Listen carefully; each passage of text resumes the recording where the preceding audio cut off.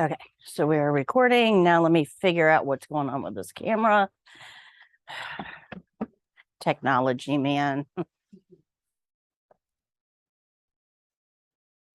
am not a big fan. Let's see. Where are you having an issue?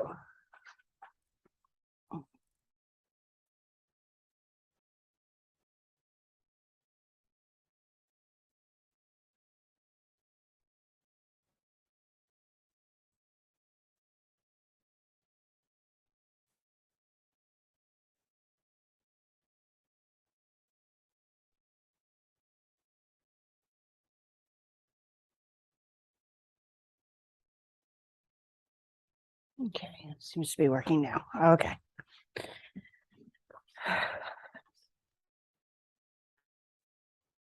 So testing, we're up there. All right. I do think that we are in good shape.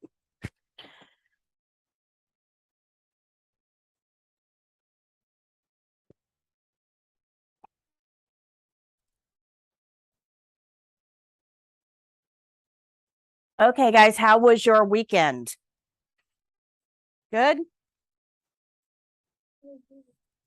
Crazy.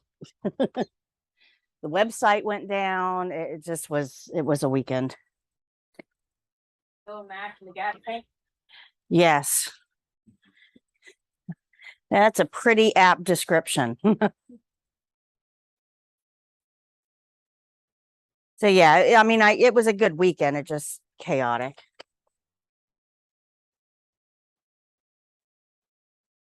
Okay, does anybody have any questions about what we went over on Wednesday? Any questions on Wednesday? I know it was a short class. Do you guys understand that we don't wear gloves for everything? And why that's the big thing, is why we don't want to wear gloves for everything, because then we're not paying attention to what we're actually touching, and that can be dangerous for the patient. Okay. So one of the things I was working on this weekend is I'm writing an ebook on basically how to pass the test. So we're deep dives into test questions, explaining what they're testing you on. And we've kind of gone over this a little bit last week, but the written test is testing you on 5 specific types of content. Know your role. Remember that CNAs only have 2 doors. We follow the care plan or report it to the nurse. So you have to understand your role. CNAs do normal. Remember, that's routine tasks on stable patients, normal. And that frees the nurses up to do abnormal. Make sense? So know your role. That's a big one on the state exam. You also have to know normals. Now, normals goes beyond vital signs. We're going to be starting with vital signs today, but normals go beyond vital signs. We also have to understand what's normal for the patient, what's normal for disease processes, what's normal, because anything outside of normal, what do we have to do with it? Report it to the nurse. So if you're not able to differentiate between abnormal, you're not able to effectively do your job. So normals is going to be a big thing on the state exam. And this is something that most people don't really understand or realize, is that part of what you do, being able to recognize abnormal, being able to identify a problem when it's still a minor problem, that's what sets a CNA apart from every type of caregiver, is that additional understanding of normals. So home health aides can do the same thing. They can brush teeth, they can give bed baths, they can help to the toilet, they can do those things, but they aren't trained in understanding what to observe and report. You guys get the difference there? Okay. Patient rights is going to be on the state exam. And we never treat adults like children, ever. So if the answer is something you would do to a child, it is not the right answer. ever. And this is something that healthcare really gets messed up. We really do. For some reason, I don't know why, but in the heads of healthcare workers, we kind of think if you're in that bed, you're going to do exactly what I tell you to do and how I tell you to do it. And if you don't, I'm going to punish you. And that's not what we're there for. That's not our role at all. We're there to help them with whatever they would be doing for themselves, but can't. That's our role. So you hear CNAs say things like, well, she's diabetic. She can't have that candy bar. Why not? Why not? Okay, but is it right? She should not, but is it our role to restrict that? No, and we have to be really careful. Good morning, because we do these things in the name of what's best for the patient all the time, right? And I love that we do this because it cracks me up. But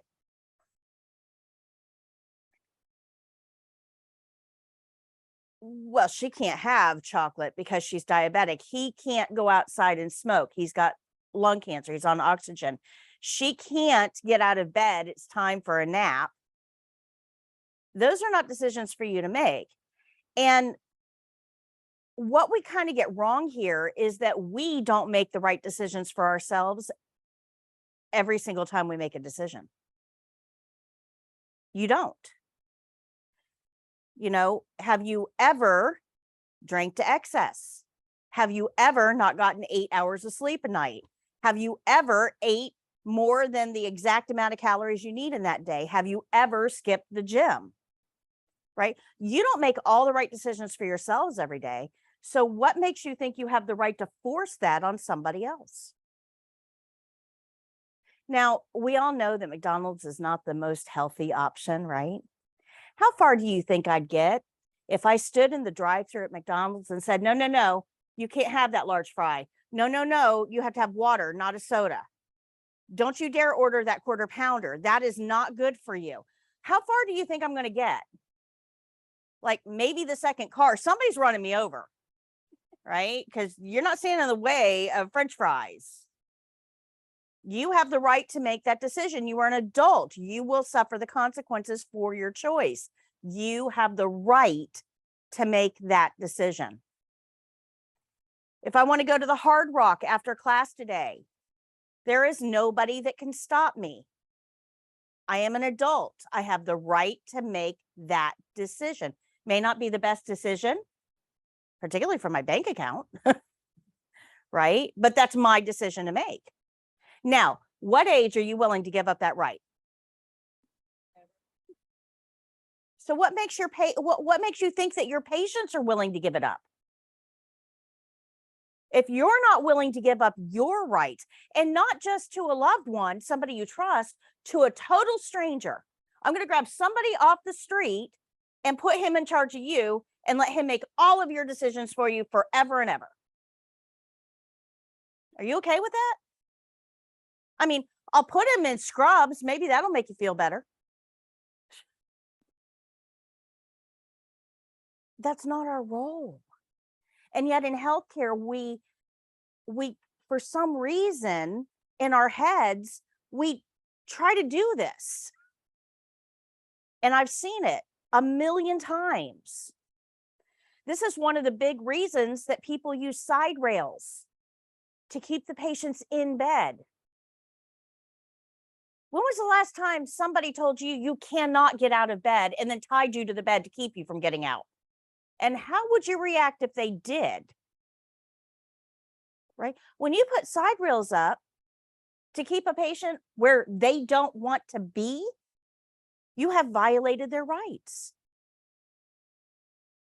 So we have to be really, really careful here, right? We do a lot of things in the name of safety. So let me talk to you a little bit about side rails and safety, right? People think side rails are there to keep patients safe, right? So if we've got a weak patient, we don't want them up walking around, they could fall. Oh my gosh, that's horrible. We don't want them to get hurt. So we're going to put the side rails up so that they can't get out of bed on their own, and that way they're safe. Well, if they're weak, right, that's the whole reason that we don't want them up walking around, because they're weak. Did confining them to bed do anything to solve that?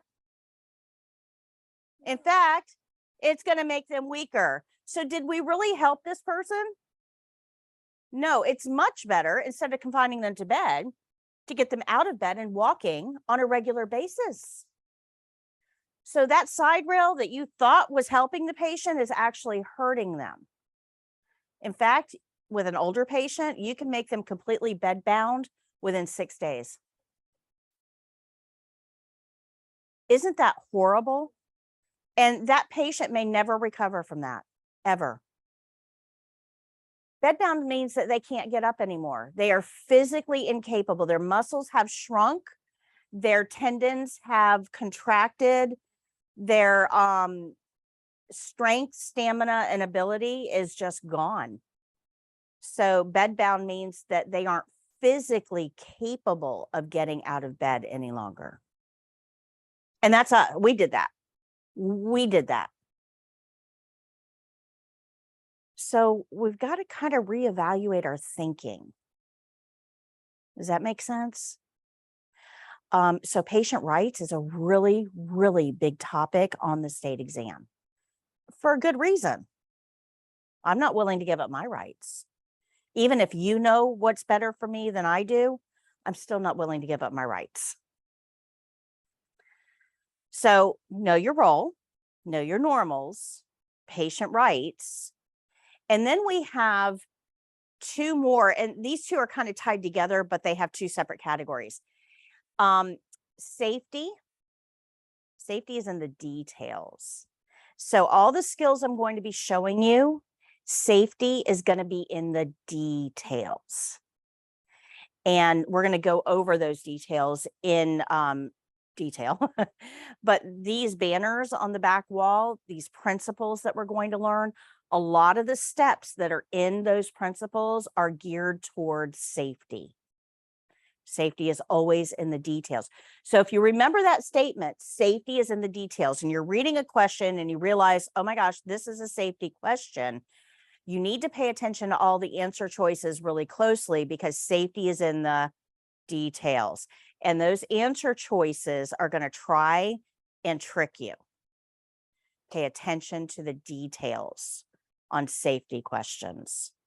Now, infection control is our last category, and infection control is actually part of safety, but it's so important we made it its own separate category. And infection control is going to be things like, what did you cross-contaminate? When did you put your gloves on? How did you take them off? They're going to have written test questions that are going to kind of gauge your understanding of this whole infection control thing. Because remember, the biggest threat to that patient in a clinical setting is us.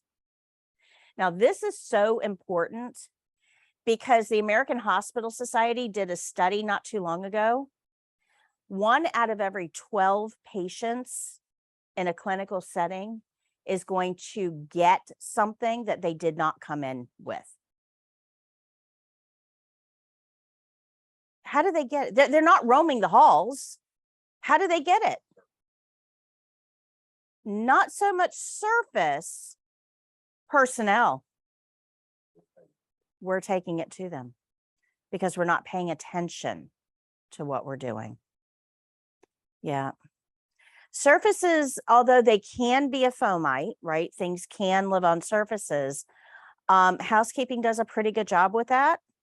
So it's not so much surface contamination, although it does happen. I won't say it doesn't. It does happen. But most secondary infections are because of something we did. So if we're emptying the drainage bag and we let that port touch stuff and a contaminant gets in there, the patient gets a UTI.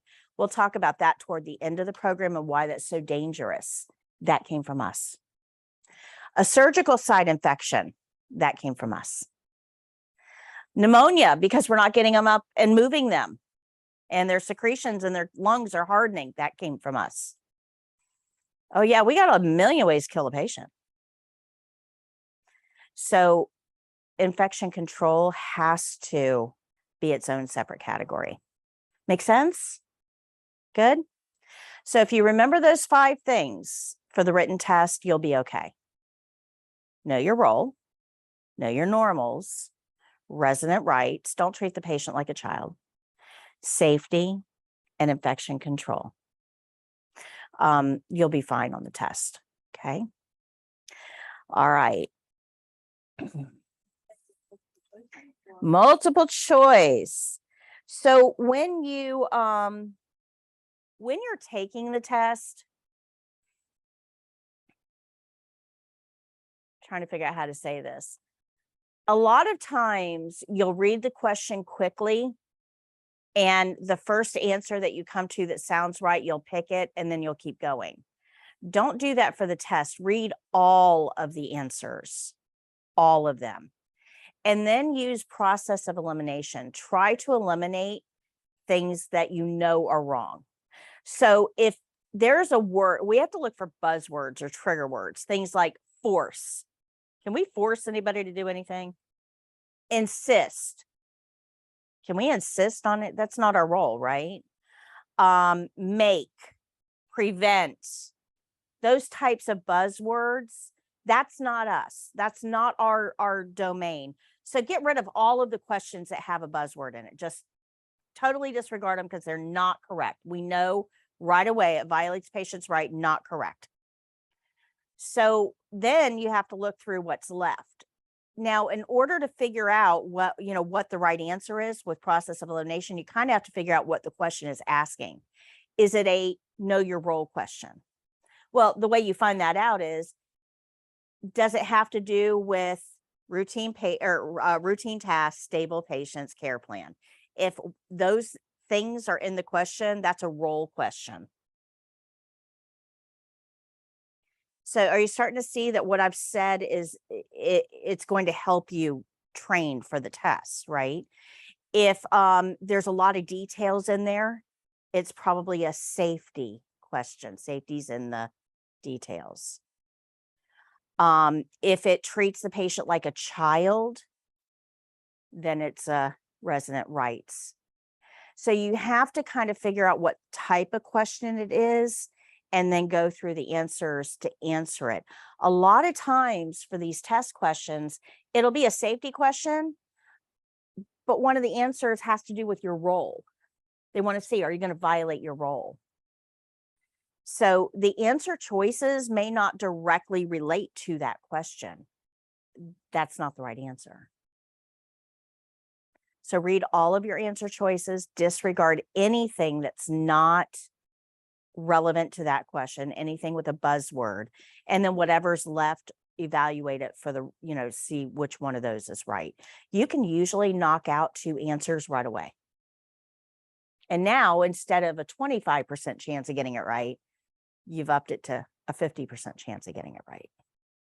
Good. Okay. Toward the end of the program, I'm going to tell you about a couple practice tests that you have. The written tests will be easy for you once you're done with the program. And you've got a couple of practice tests that we're going to give you to get you ready for that. All right. So do you guys remember when we're using supplies, what do we have to put on the table to create a clean surface? A barrier. Can anything be a barrier? Yeah, as long as it's clean. Anything can be a barrier. Knock yourself out. But for the test, we're going to use a very specific type of barrier. We're going to use a Chucks. Which side faces up? The plastic side or the absorbent side? Absorbent side. And when do we get that barrier? Okay, because we want to make sure that we're not holding our supplies up next to our uniform when we're trying to spread that barrier out. So we're going to do our opening. Hi, Miss Jones. My name is Patty. I'm your CNA today. I'm here to whatever. Is that okay? I'm going to close your curtain, wash my hands. Now that I have clean hands, I'll get the barrier, put it on the table, go back and get my supplies and put them on the table as well. Good? Okay. Remember, it's first action we take after hand washing. All right, so let's go to page 71 in your book.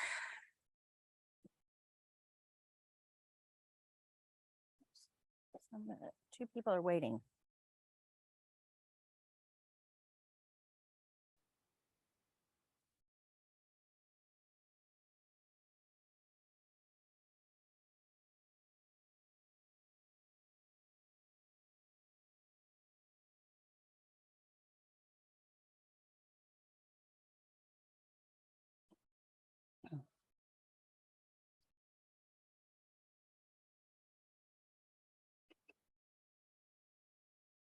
Boy, this computer is really struggling.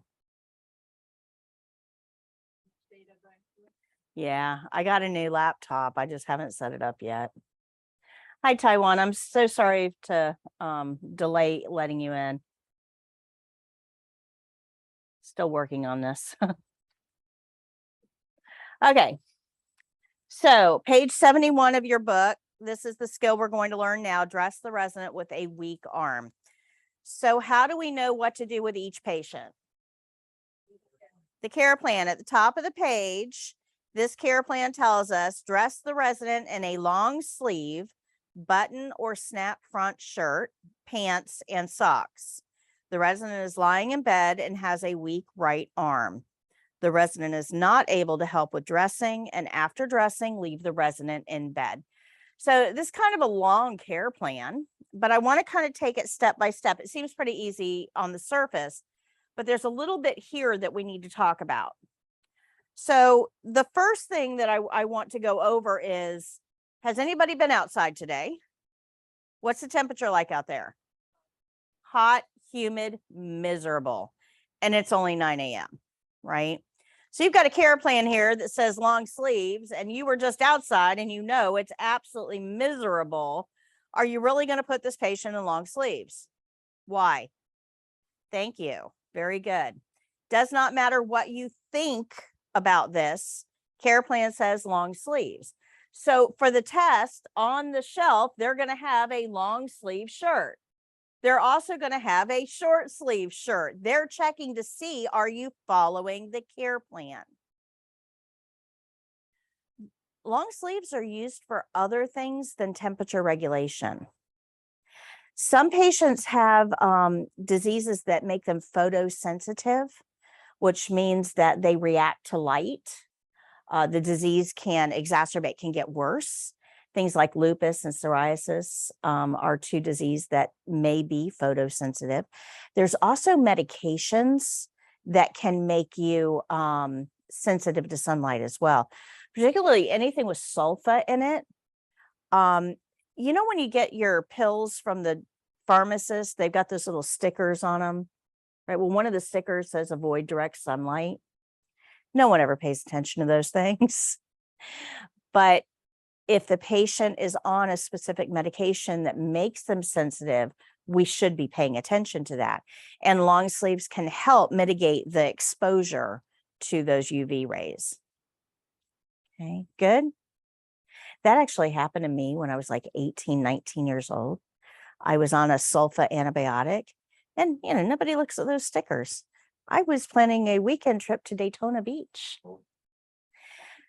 Yeah, after 8 hours in the sun, I was purple. I mean, purple. It fried my nerve endings. It was, yeah, purple. It was horrible. I could not, for like 3 weeks, I could not get comfortable. It's horrible. So, you know, those little stickers, they should be bigger. They should be neon, right? We should pay attention to them. So I'm very, very aware of the effect that sunlight has on these medications. So my care plans will always protect the patients from UV rays. I know what that's like. I don't want my patients to go through that. Make sense? Okay. So, but it can also be used, let's say the patient has a weeping wound, like shingles or something like that. We don't want those secretions to get everywhere. So long sleeves might be indicated. Or if the patient has very, very fragile skin and we don't want their skin to be accidentally ripped or bumped, we can put long sleeves on them to help provide an extra layer of protection. So there's a lot of reasons that we may want those long sleeves, even when it's 110 degrees out there. So follow the care plan. Now, this care plan goes on to say button or snap front shirt. Now, this is when you have a patient who has a weak side. So either they have limited mobility, or they had a stroke and it's paralyzed, or they just can't move it very well. If they have a weak arm, shoulder, anything in here, it's way easier to dress them side to side than top to bottom. When you put your shirt on, a pullover shirt, you have to extend your arms up to get them through the armholes and to pull the shirt down. Well, if I have an arm that's not really working very well, extending it up and out can be very problematic. So dressing side to side is preferred because you can make the stronger arm do all the work. The stronger arm can pull itself out of the sleeve and get out, and then the garment just slides right off that weaker arm. No movement required. So we tend to dress side to side rather than top to bottom. And we tell patients and their families, hey, go get Henry some button-up shirts, because that's what he's going to be wearing for the next couple weeks while he recovers from arm surgery.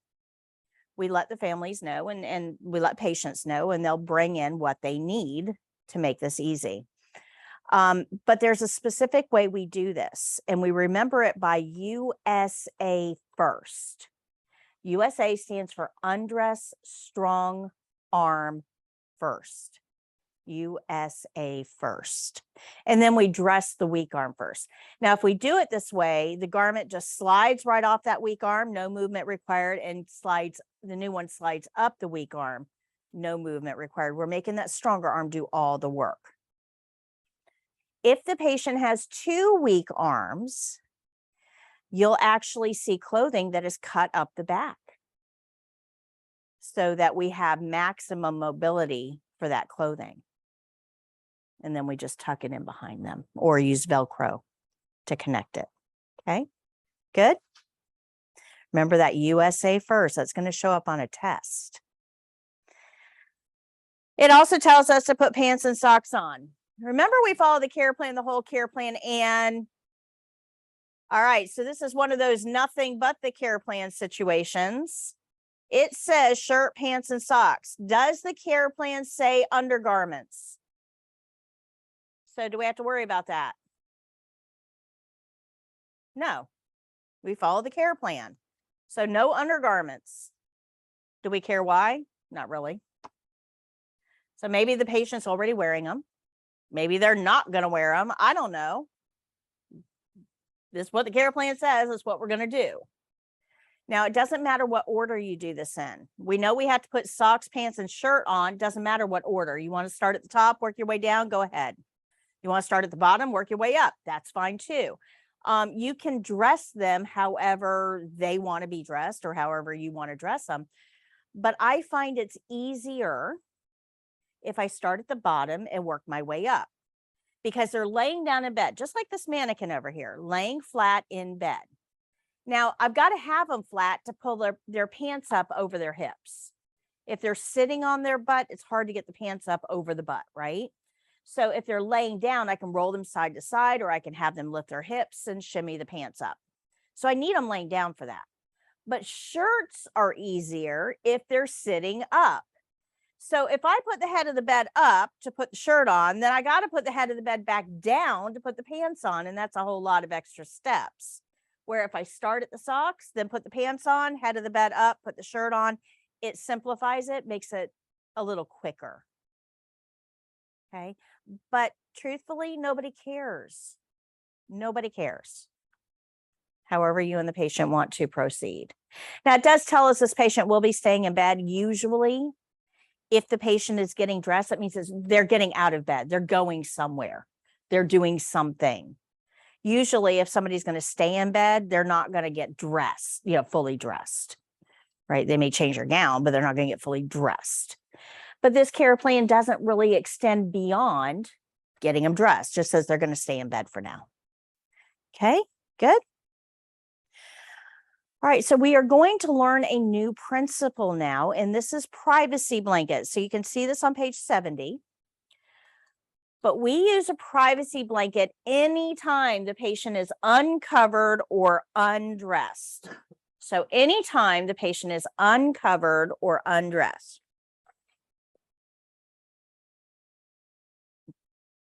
It's not really based on the skill. It's always based on the patient we're doing the skill on.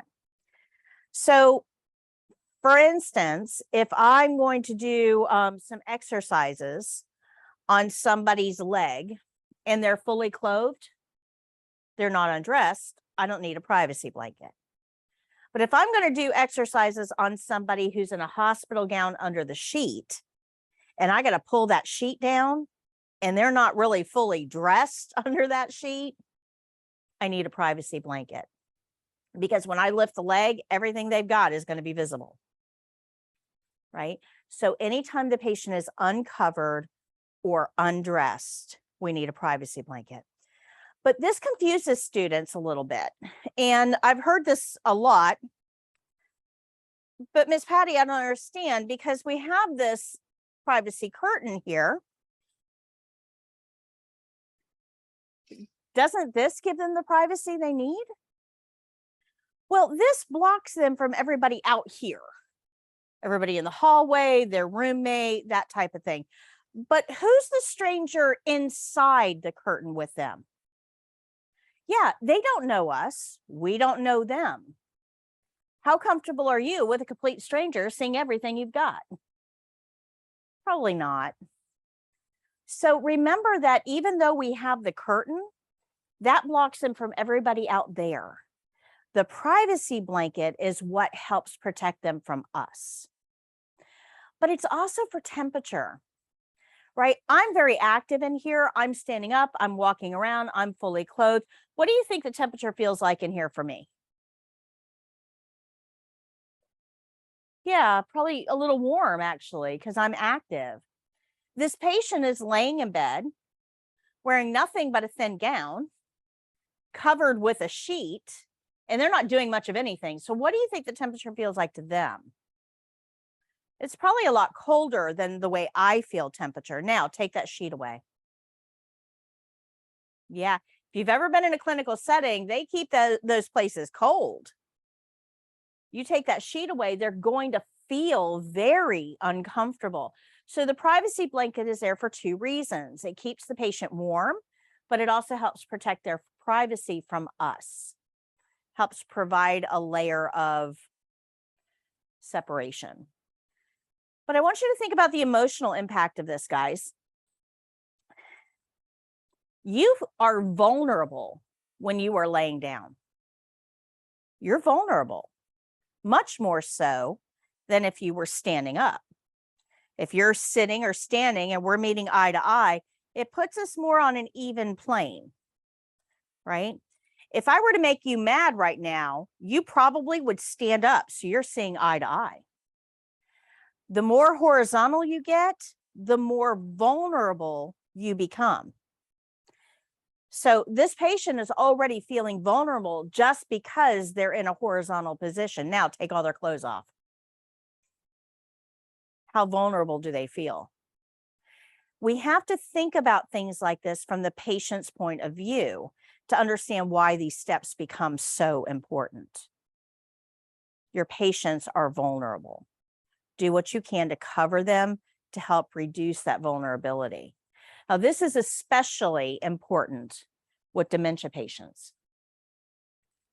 If you've got a dementia patient who is in bed and they are, for the most part, undressed, and you come in and start taking their sheet off or trying to move their clothes, they are going to react physically because they feel that they are being threatened. Their very life is at stake here.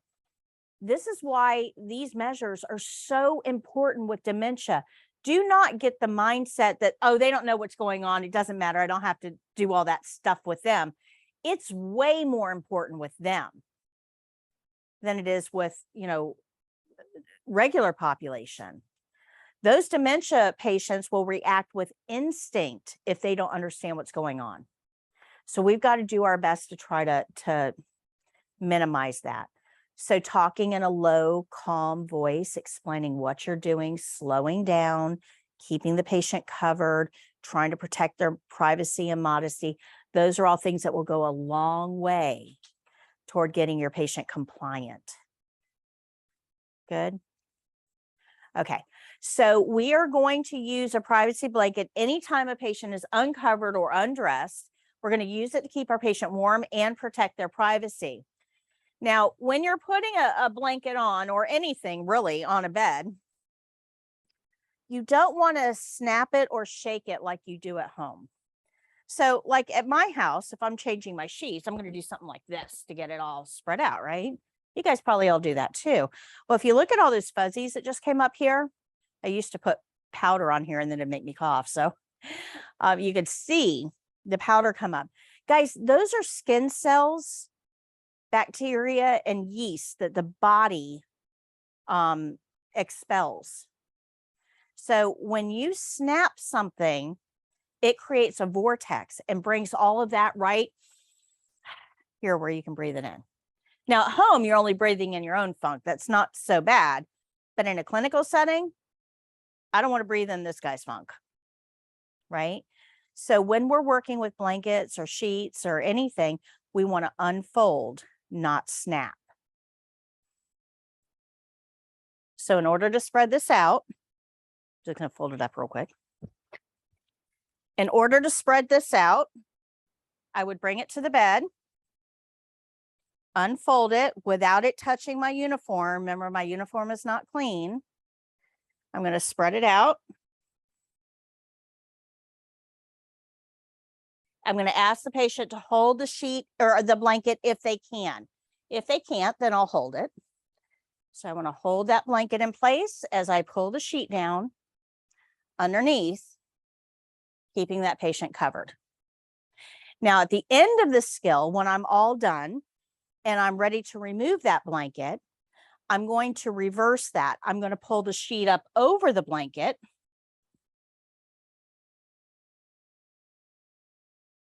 And ball the blanket up as I do. So my patient is never completely exposed. Good. Now, anything that you remove from the bed, you want to ball up like this. We don't want trailing edges to be able to contaminate other surfaces. So if I just pull the blanket off like this, then it can hit a lot of things and contaminate them. So anything that you remove from the bed, you want to ball it up as you remove it to keep all of that stuff in one place. And then it goes in dirty linen. Good. Questions on privacy blankets? No, we just learned a whole nother principle. Knocking them out. All right. So let's go back and read this care plan one more time. It says, dress the resident in a long sleeve button or snap front shirt, pants, and socks. Resident is lying in bed and has a weak right arm. So USA First says undress. What does the S stand for? Strong arm. So which arm am I undressing first for this patient? If they have a weak right arm, which arm am I undressing first? The left. Okay. Resident's not able to help with dressing, and after dressing, leave the resident in bed. So there's one more thing I want to talk to you about with this particular skill before I show it to you. Residents have the right to choose their own clothing, but you are judged by the way your patients look. If I'm walking down the hallway of a local nursing home and all the patients are in matched clothing, you know, their clothing matches, it's neatly fastened, their hair is combed well, I'm going to think the CNAs here have pride in their work and are taking good care of the patients. If I walk down a hallway and all the patients are in mismatched clothing, my CNAs they don't care, right?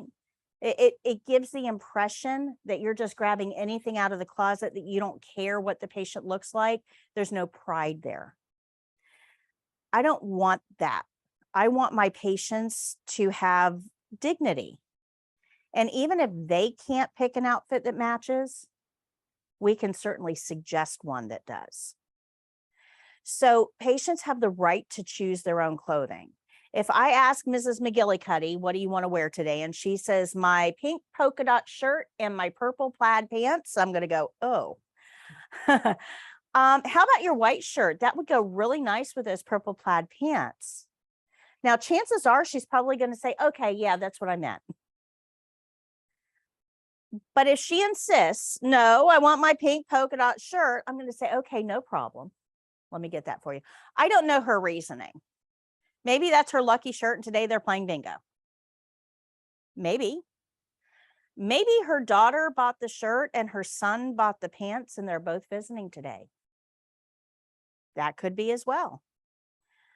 Maybe she's gained a little weight and the pants are the only ones that fit her well right now. That's a possibility too. I don't know what her thought process is, but I can suggest an alternative. I will honor her wishes ultimately, though. That will probably be a test question on the written test. Okay. We can suggest alternatives, but you honor their wishes. Good? Questions? Okay, I'm going to show you the video for this one. I was hoping to have the TV. The cart did not come last week like it was supposed to. I'm super bummed, hoping it shows up today. But I'm going to show you the video for this one just because usually I do it live on her, but it's really hard for you guys because you're a big group. It's really hard for you guys to see the details of how I put the shirt on, and the video shows them close up. So you actually get to see it a little better on the video.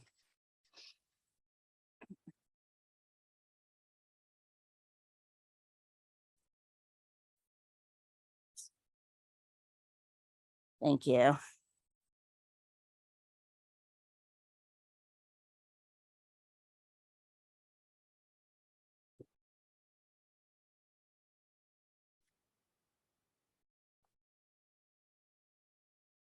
Let's see if the remote control will work.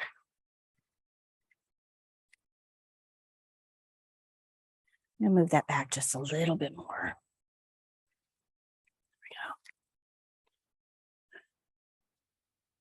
Yeah, you can go ahead and grab them. Thank you.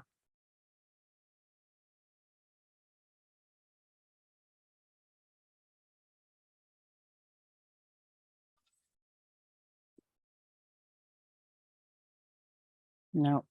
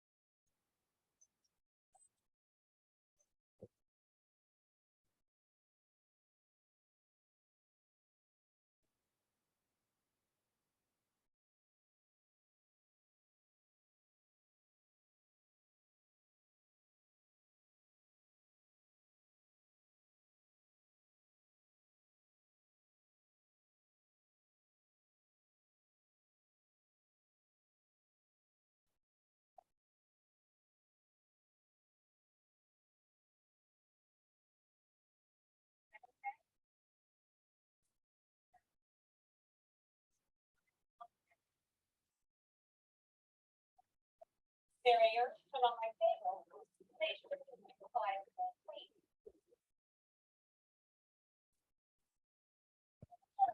like to wear today? Your light pink pants, dark shirt? Is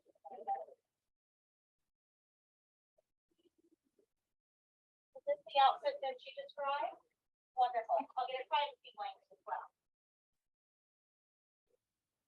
Okay, just the one that put the privacy blanket out of before.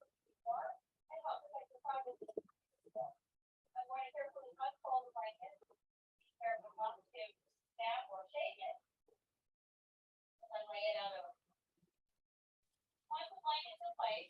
your shoe down to the end of the bed. Okay, Joe, I'm going to put your socks on now. Take one of the socks, scrunch it all the way up to the toe seam. Put it over the foot, making sure the toe seam is lined up. Then from below, support the toe ball. Put the sock over the heel. Now we'll go to the other side. We'll scrunch this sock up. Put it over the foot. Sure the toe seam is lined up. Then from below, support the ankle. Put the sock over the foot and then my foot. And we'll put your hands on. We're going to make sure the tag is back. I'm going to insert one of my arms into the leg of the pants and scrunch it up so I have control over all the material. We'll then place it over your foot, then from below, and smooth it over your heel. I'm going to repeat on the side. I'm going to put my hand inside to scrunch up the leg of the pants. And place it on your side.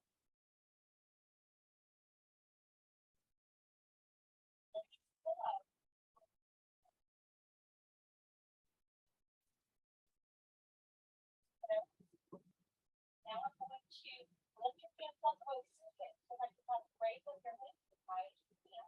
On the ground, 1, 2, 3. I'll make sure that your hands are over your head. Then I'm going to elevate the head of the head.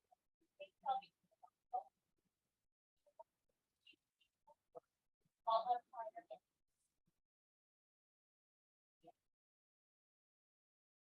When you have the corner of the leg inside your mouth, and shake it up. Almost this side. Just let it roll on.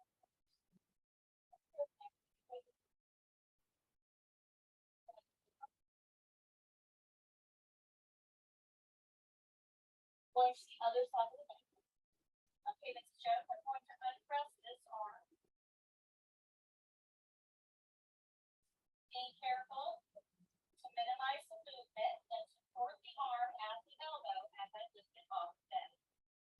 Move the soil down. Go ahead and rest your arm back on the bed. Okay, now I'm going to assist you with your turn.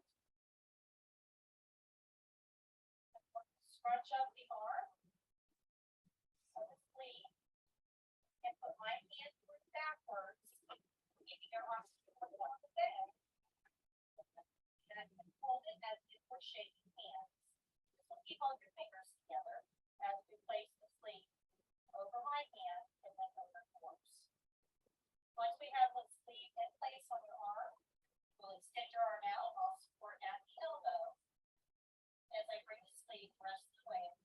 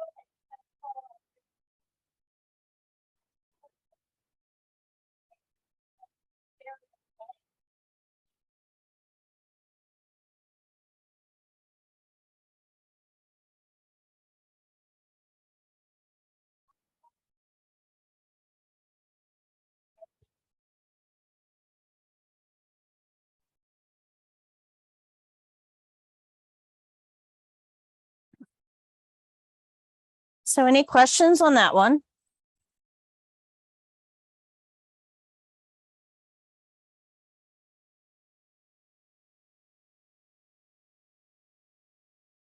Okay. So you didn't put the sheet back on. So for the test, you don't have to, because she's completely covered. So it's perfectly okay. She can stay in bed because she's dressed. I'm just going to move this. Just be careful not to trip over that cord. I won't. If she wants the sheet on, we'll put it on. I honestly would probably ask her in a clinical setting. For the test, you don't have to. Remember that this is what I'm showing you is minimal testing standards. But in a clinical setting, I'm probably going to ask, you want the sheet on? Most people, if they're fully dressed, they don't cover up with a sheet, even if they're in bed. It just kind of makes you feel a little weird being fully dressed in bed with a sheet on. But she may want it, so it's okay. But for the test, it's not required. You don't have to ask. They're fully dressed, so they don't need anything on them. Good? Questions? No? Pretty easy, right? Okay. So let's move on to page 35.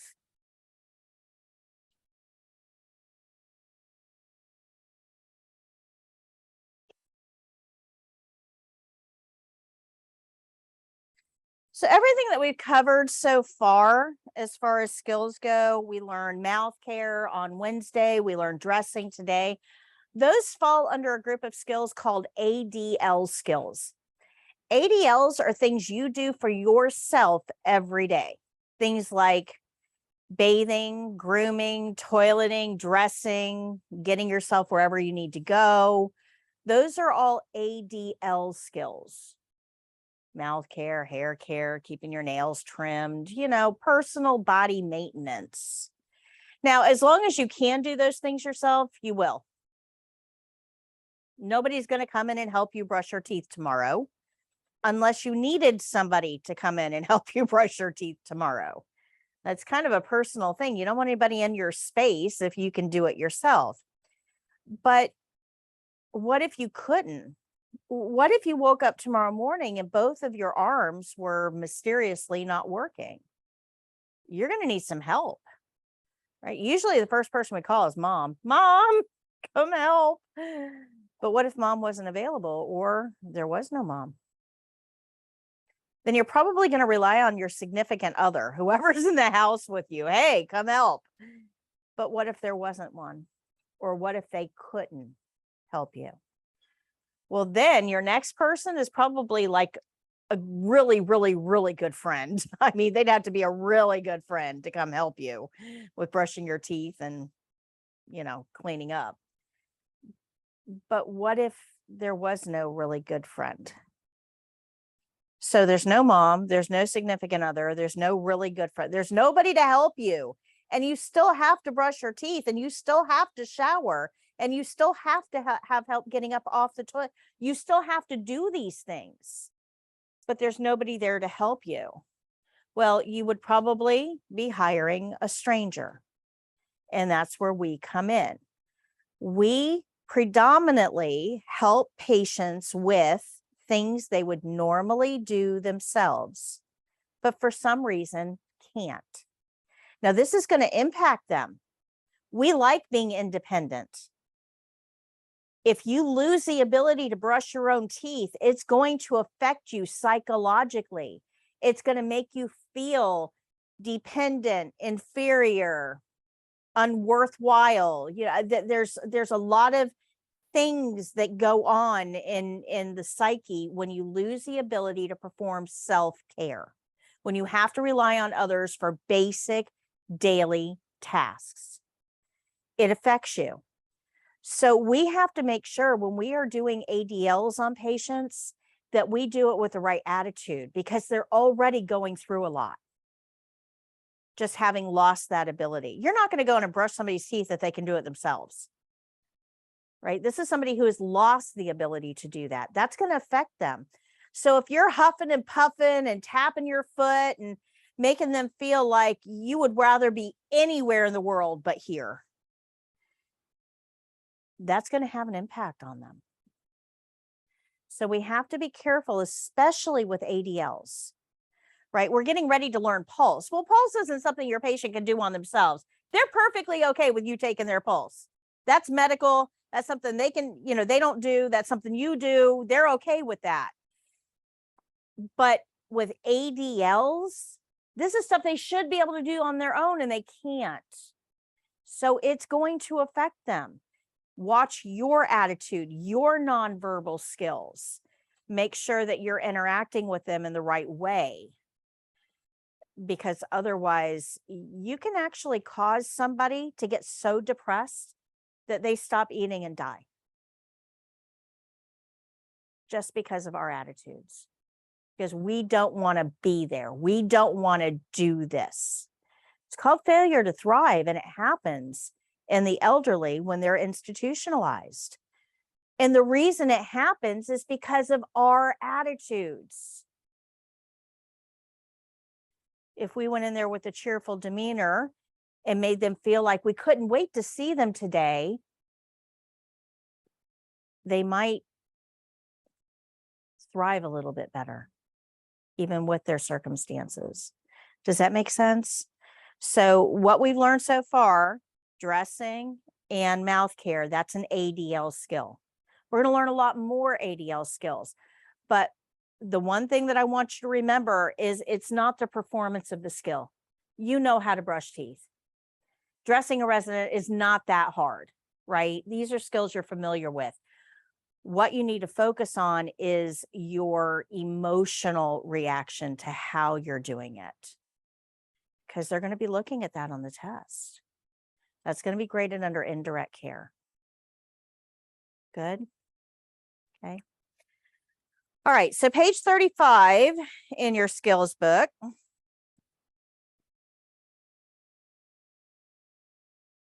is about pulse. So at the top of the page, you see the care plan. It says patient will be lying in bed for skill.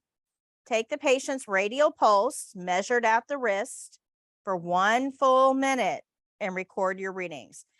So I want to talk about this real quick, because in a clinical setting, we're probably not going to count for 1 full minute most of the time.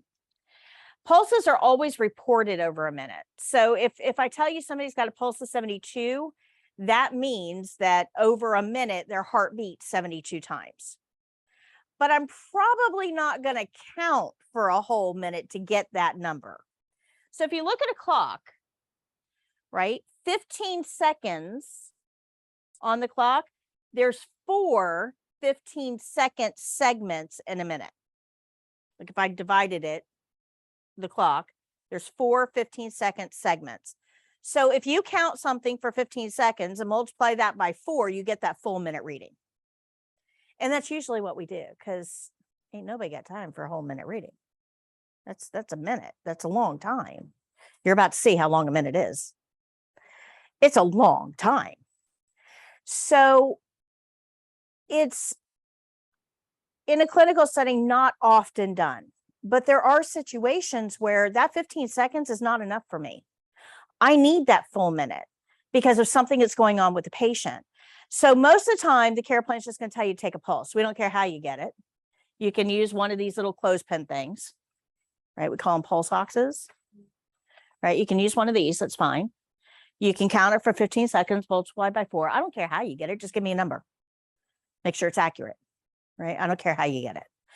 But there are some times where I want a manual pulse over a full minute. And this is especially important if our patient's pulse is irregular, if they have AFib, or if they have poor circulation, or if they just had a medication that's going to alter their heart rate, or they just did activity that I'm afraid is going to alter the heart rate. So there's a couple of reasons why I would want you to take a full minute reading, but we're always going to go by the care plan to find out when that is. Now, the way these things work, has anybody ever seen a pulse ox? Anybody seen one of these? The way these work is it has a little button on it to turn on. You put it on the finger, just like that. So the screen is facing up. So you can see it doesn't go like this. The screen has to face up so you can see. You press the button and you wait. Takes about 5 seconds or so. And then you'll get a reading. Now, some of them, the pulse is at the top. Some of them, the pulse ox is at the top. The oxygen saturation rate is at the top. Get familiar with the one that you're using. This one, the oxygen saturation is at the top and my pulse rate is at the bottom. So if you look at this, you can see that my pulse rate is running about 77. 60 to 100 is normal. So thankfully, today I am normal. That's good. It's actually a good pulse rate for me. Oxygen is good too, 99%. I'm doing good today. So that's how a pulse ox works. And we use these a lot in clinical settings because it's quick, it's easy. This skill, taking a manual pulse, is one that I do expect that they will be removing from the test in the next 5 years or so as pulse oxes become more readily available. You can pick one up now at Walmart for 25 bucks. I mean, you can get them pretty much anywhere. So I do expect that that will go away eventually, but that's how you use a pulse ox. Now, to take a manual pulse by hand, it's a little more complex than that. But before I show you how, I want to explain what a pulse actually is, so you know what you're measuring. So on the left side of your chest, you have a heart, and that heart squeezes. When that heart squeezes, the whole purpose of the heart is to push blood out of it. That's the whole purpose. It's the only thing your heart is there to do, to push blood out. Now, half of the blood that it pushes out is going to the lungs to get some oxygen. The other half of the blood that it's pushing out is going to the body to deliver oxygen. So your heart is actually split in half. Half of it is pushing blood to the lungs. The other half of it is pushing blood out to the body, and there's a wall in between, so those two parts don't mix. Good? Okay. All right. So when your heart squeezes and pushes blood out to the body, it pushes it out in a wave. So anybody ever been to like a water park where they have a wave machine? Right? So when the wave machine starts to go, when it starts to generate the waves, you get this wave and then a valley, and then a wave and then a valley, and then a wave and a valley. Well, that's exactly what your heart does. When it squeezes, it pushes out a big wave of blood, and then it relaxes and we get a valley. Squeezes again, big wave of blood. Then it relaxes, we get a valley. So if I were to cut open my arm, please don't do that, it's bad, but and put a window in there into my artery, you would actually see a wave move through, and then another wave move through, and then another wave move through. Well, what we can actually do is press down on an artery and feel those waves. That's what your pulse is. You are feeling the waves that the heart created when it squeezed. So by counting the waves, we can kind of figure out how many times the heart beat during that time period. It's an indirect measure. We're not listening to the heart to find out how many times it beat. We're feeling the waves that that heart created. Good? Now, normal is between 60 and 100. What would you do if you got under 60? What would you do if you got over 100? Okay, so anything abnormal we report, but it doesn't stop there. Sometimes we actually have to report normals too. So let's say that I'm taking your pulse today and I got 62. Now, 60 to 100 is normal. So that's technically normal, right? According to our range. But when I go to document, I see that all the other pulse rates for her in the chart were 98, 96, 104. So she runs normally really high. And today she's 62. Even though that's normal, what would I do with that information? Report it because it's an observation. I probably would myself, especially if you get around 60. Now, the reason is your brain. Your brain is hardwired. You can't change it. Your brain is your brain. I mean, it's the way it's built, right? Your brain is hardwired to interpret stimuli in a certain order. Your brain will always pay attention to what it sees first. Always. This is why you can't get somebody's attention when they're staring at the TV, right? You can tell them something and they're only half listening because the brain is paying attention to what it sees, then what it hears, then what it feels. So if you're standing in a busy medical setting and there's something, you're watching TV and trying to take the pulse, you're not going to be accurate with the pulse. If you're standing in a medical setting and you've got a loud clock that's ticking, you're not counting the pulse. Your brain is counting the ticks. So if I get around the number 60, I always recheck because I'm thinking my ears probably counted the seconds, not what I was feeling. Good? Makes sense? Okay. So 60 to 100 is normal. Anything outside of normal, you report. Anything that's abnormal for the patient, you report. The way that you find a pulse, now there's lots and lots of pulse places on the body, lots of pulse places, but CNAs do routine tasks on stable patients, right? Remember that, CNAs do normal. So the pulse point that we use is the radial pulse in the wrist. Now there's also an ulnar pulse down here, but it's a smaller artery and not as accurate. So we want to be up here at the thumb side, way at the top by the bendy part of the wrist. You've also got a brachial right here, which we're going to talk about with blood pressure. You've got an axillary, which is under your arm in your armpit area. We use that for babies. You've got a carotid. This is the one that the personal trainer teaches you to use when you're taking your pulse after working out.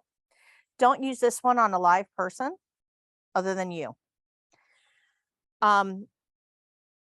It's okay to use if you're doing CPR because we don't think they're live, right? So I want a reaction. But if I'm going to take your pulse and I say, okay, I'm going to take your pulse now, is that okay? And I do this. How comfortable are you? No. No, yeah, you're putting your hands around somebody else's neck.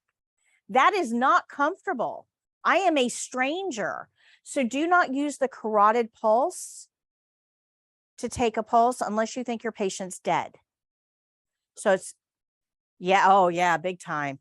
So if we are assessing for CPR, that's the best pulse place to find because it's a very large artery. And if they have any pulse, we'll feel it. But we don't use it for general day-to-day.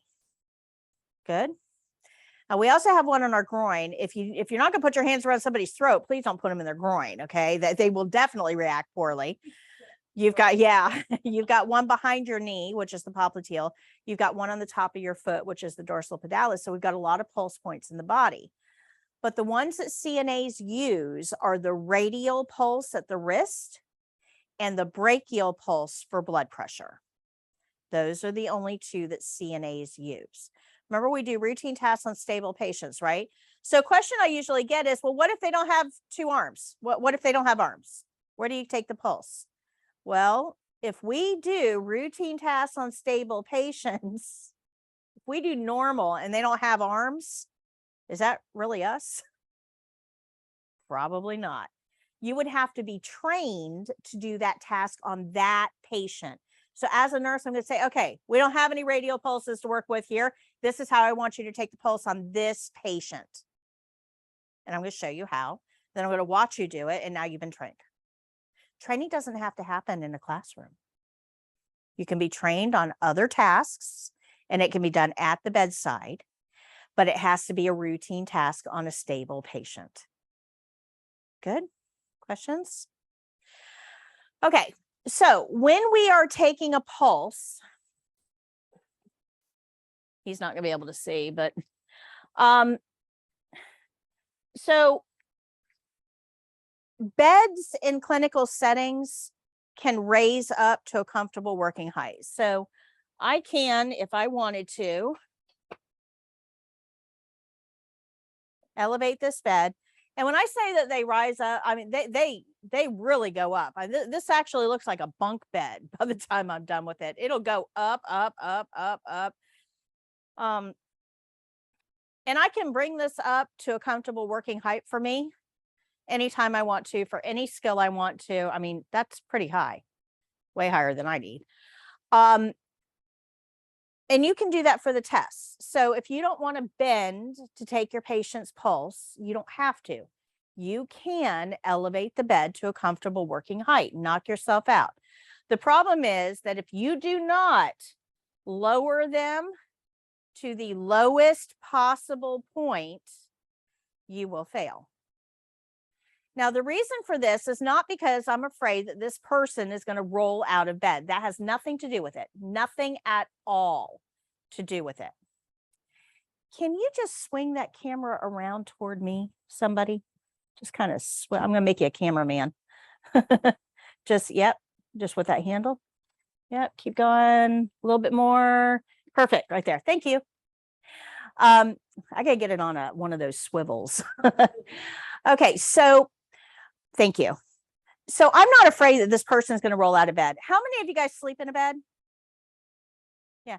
How many of you have a problem rolling out of bed without side rails? Probably not, right? Because you've learned spatial awareness. Your body knows the space that it has to work with, and it keeps you in that space even when you're sound asleep. Now, alcohol and medications can affect this. Yes. This is why you have trouble sitting on a bar stool when you've had one too many. Okay. Spatial awareness gets affected. But most of the time, spatial awareness, that little piece of your brain that's responsible for keeping you safe in your space, is awake even when you are asleep. So you're able to toss and turn even in a small space. So you probably think to yourself, well, my bed is pretty big. Of course I can toss and turn. I'm not falling out of my bed. It's a big space to work with, but you probably also nap on the couch now and then, and you don't fall off of that either. And it's not because you're familiar with it, because you probably go on vacation or to friends' houses and you sleep in strange beds and you're able to stay in those as well. That part of your brain is always working. Okay. So if I put a patient in this bed, they will automatically stay safe in that space. I'm not worried about them falling out because the bed's too high. The problem here is that when you go to bed and you swing your legs in and you go to sleep and you're dead to the world and all of that, when you wake up in the morning, you're groggy. You're not fully awake. Now, that floor has never moved on you a day in your life, ever. You've always swung your legs out and there the floor was, exactly where you left it. And it's predictable. So you're groggy, you're not awake, you're not thinking yet. You swing your legs out, you expect the floor to be right there. And what's going to happen if it's not? You put your feet down to stand up on something that's not there. You're going to fall. You're going to fall because there's nothing there. Your brain expects it to be, but there isn't anything there. This is why the beds have to be returned to the low position.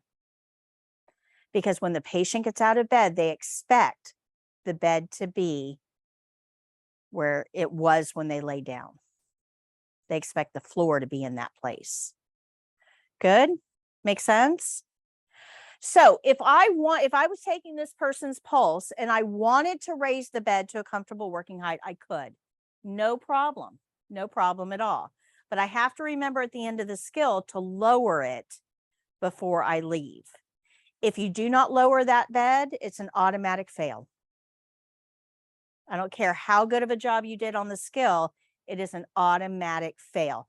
So me personally, on any of my videos, you won't see me raise the bed to a comfortable working height because it's not required for the test, and it's an automatic fail if you forget. So it's 40 minutes of your life bend. Okay. But for this skill, we really don't need to elevate the bed. There's another way. So if I were to take her pulse for a full minute, remember a full minute's a long time, I would have to bend like this to find her pulse. And this is going to be uncomfortable for a full minute. But if I just raise her forearm and keep her elbow on the bed, I don't have to bend anymore. I'm comfortable and I didn't have to raise the bed. Don't do this. The elbow must remain on the bed. Okay. So the whole arm can't come up, just the forearm. Find the pulse. Now, you're going to be on one side of the bed. You get to pick which one. So you probably want to practice this. For the test, your patient is going to be laying in bed. You're going to want to practice this because some of you are going to be more comfortable on this side of the bed and some of you will be more comfortable on that side of the bed. It depends on how you hold the wrist. Okay, there's two ways of holding a wrist. If I'm going to take her pulse, I can go over the top like this to hold her wrist. But this is my left hand. Some of you are right-handed. If I'm trying to do it this way and I'm crossing my body, this might be more uncomfortable for me. It might actually be more comfortable for me to go from underneath. So like a guitar hold. So some of you will be more comfortable this way. Some of you will be more comfortable from the bottom. Some of you will be more comfortable on that side of the patient. You have to figure out what works for you. So you get to pick, okay? So I can find the pulse, look at my clock, say start out loud. Now on the other side of the bed, we have another arm. And that's good because we have an evaluator who has to be able to judge our accuracy. So you're going to be on one side of the bed with one arm and the evaluator is going to be on the other side of the bed with the other arm. They're going to find the pulse. They're going to wait for you to say start. So once you find it, you're going to pick a starting point on the clock and you're going to say start. You're going to count the thumps you feel under your finger until the second hand returns to that space, wherever you said start. And you're going to say stop out loud. Because the evaluator has to know when you start counting and when you stop counting so they start and stop at the same time. They're going to judge how accurate you are based on that. Okay. You can be off by 4 beats in either direction. 4 beats. Let me stay over here real quick. 4 beats in either direction and still be considered accurate. So if you get 76 and the evaluator gets 72, 73, 74, 75, 76, 77, 78, 79, or 80, you're still accurate. It's a huge margin of error, guys. Huge. Good. Any questions? No? Okay. Can you? Thank you. I got to get a remote control. Okay. Perfect. Very good. All right. So how many evaluators did I say we had? 2. So only one of them can measure the pulse with you at a time. So this skill is actually going to need to be done twice if you get it. You're going to count with each evaluator. You only have to do the opening once and the closing once. They're going to let you write the number down so you don't have to remember it or anything, but you will have to count with each evaluator. Good? Make sense? Okay, so when you're taking a radial pulse, let me tell you where to find it. You always use 2 fingers and you want to use the fingertips, the top part of the fingers, not the flat part. So don't lay your fingers down like this. You want to be like this. You want to use the top part of your fingers. You never use your thumb to take a pulse. Your thumb has a large artery in it. And when you press down, you can actually get your own pulse, which doesn't help you. So 2 fingers, fingertips, not flat part. Now, if you hold your arm out like you're going to shake somebody's hand with your thumb pointing up, you've got a bone that runs right here along the very upper part of your wrist. So at the bendy part where your lines are, find your bone and put 2 fingers on top of it like you're going to dive off a cliff. And then roll those fingers forward and put your thumb on the back side, and you should feel thumps under your finger.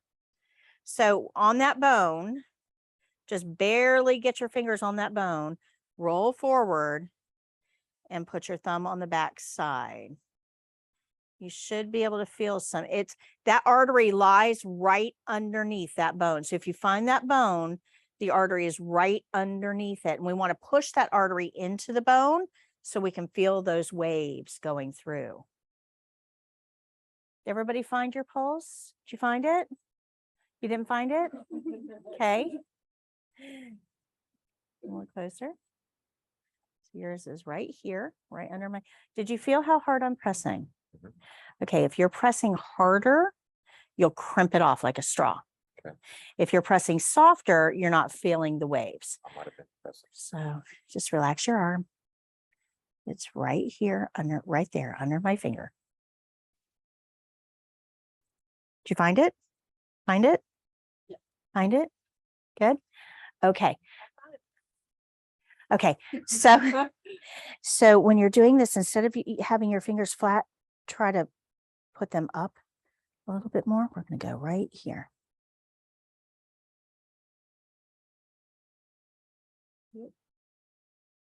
Come a little bit up. Okay, I'm gonna keep practicing. Let me see. I found it first. Yours is a little bit lower. It's right here. Oh. That's where your artery is. Yes. Got it? Good. All right. Find somebody else's. Find somebody else's pulse. So you three will have to work together. Here, I'll come over to you.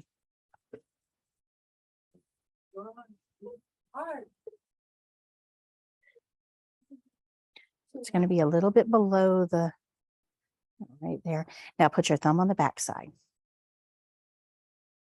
Just in.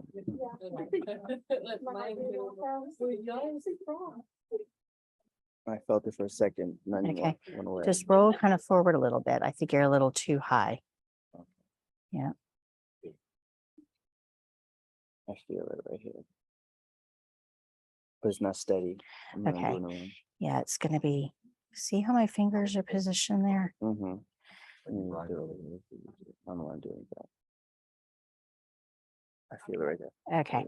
So see how I said it's going to depend on how you hold and what side of the bed. Yep. Did everybody find a pulse? Yes. So you know what you're feeling for, right? It's thumps under your finger. So what you would do is look at the clock, pick a starting point, say start out loud, and then you start counting the thumps. Now remember, normal's between 60 and 100, but is everybody normal? No. So you may have somebody that only thumps 48 times in that minute. What's their pulse? 48. Is that normal? No. But it may be normal for the patient. Right? We're going to report it to the nurse. But you may also have somebody with super high fast heart rate, like 112.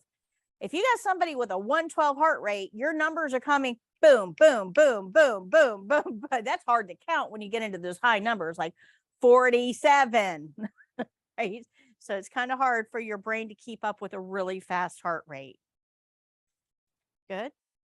Make sense? Okay. So we're going to do this kind of together now. I got to set the room up. Hold on.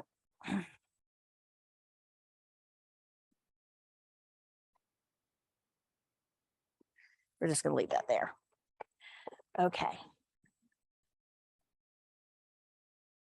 So I'm going to ask you, actually, I'm going to ask you to turn your chair around so you're facing them. Okay. And then I'm going, unfortunately, I rearranged the room, so I'm trying to figure this out now. Then I'm going to have you bring your chair over here, and you guys will kind of have to be a little bit close. I'm going to, let me do this. Can you kind of scoot back a little bit? Okay, I'm just going to move this table. And if you can scoot up into that space, that'll work. That'll work. Okay, so you're going to move over to this chair. You're going to put both of your hands out like this, so each one of them has access to one of your wrists. Okay. So what's that? You can, yep. So you are going to be the patient. You're going to put both of your hands out, and each one of them is going to find the pulse. you're going to scoot a little bit more this way in the middle. You're going to put both your hands out and each one of them is going to find the pulse on the arm closest to you. Okay, so find the pulse on the hand closest to you. When you have the pulse, say yes. Everybody got it? Okay, when I say start, I want you to count the thumps you feel under your fingers until I say stop. Ready, set, start.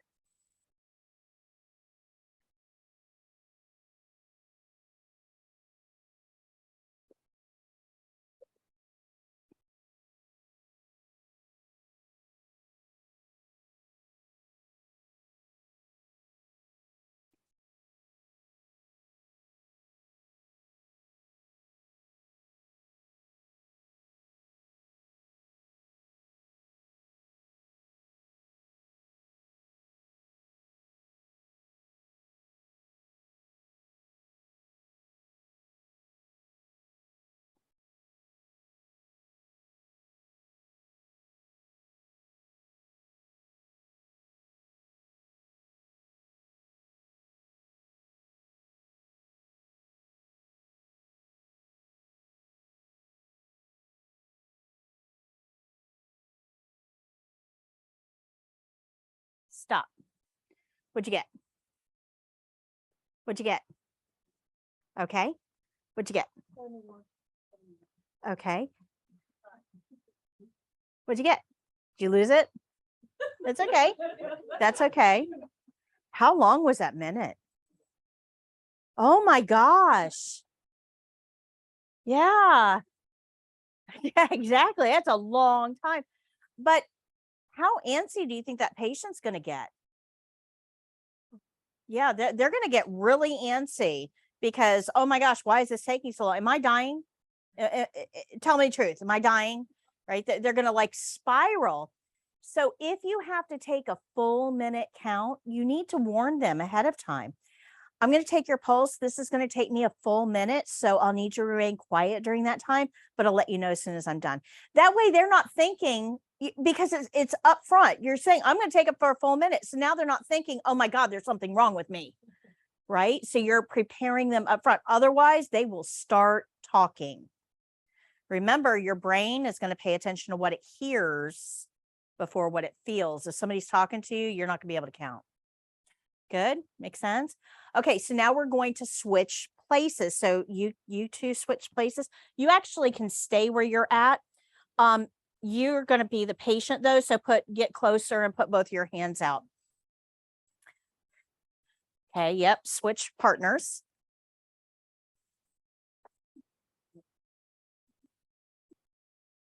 So are you right-handed? Okay, so it might be easier for you to come over from this side. Okay, when you have the pulse, say yes. You're going to want to go up a little bit more toward the thumb, not the pinky, the thumb. Me? No, you're good. Me? Yep, keep way up here. Okay. There you go.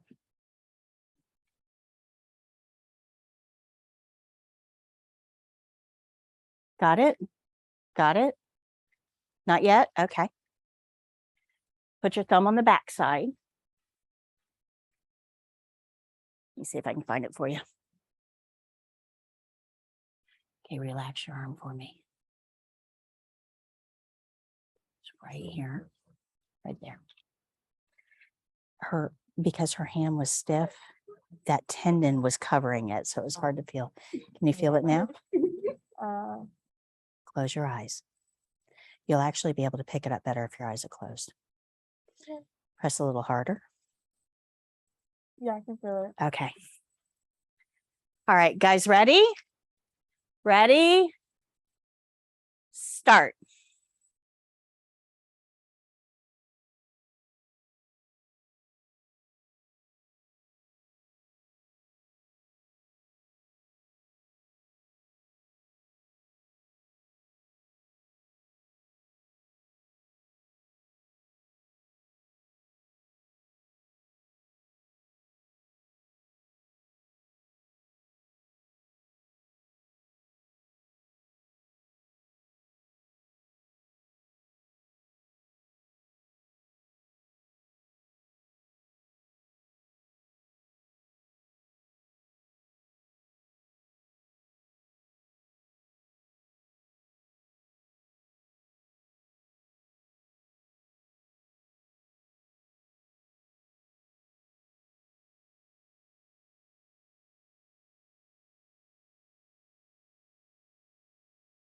Stop. What'd you get? What'd you get? Okay. Okay.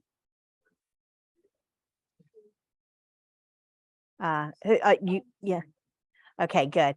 So most of you are like pretty close. Remember, 4 beats in either direction is considered accurate. So the last person who has not been a patient is now the patient. So I know. I know. I used to have the chair or the tables like in a horseshoe shape.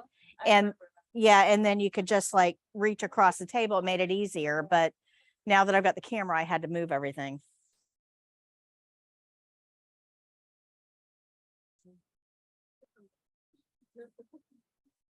So let me know when you have the pulse. Got it? You guys good over there? Ready? Start.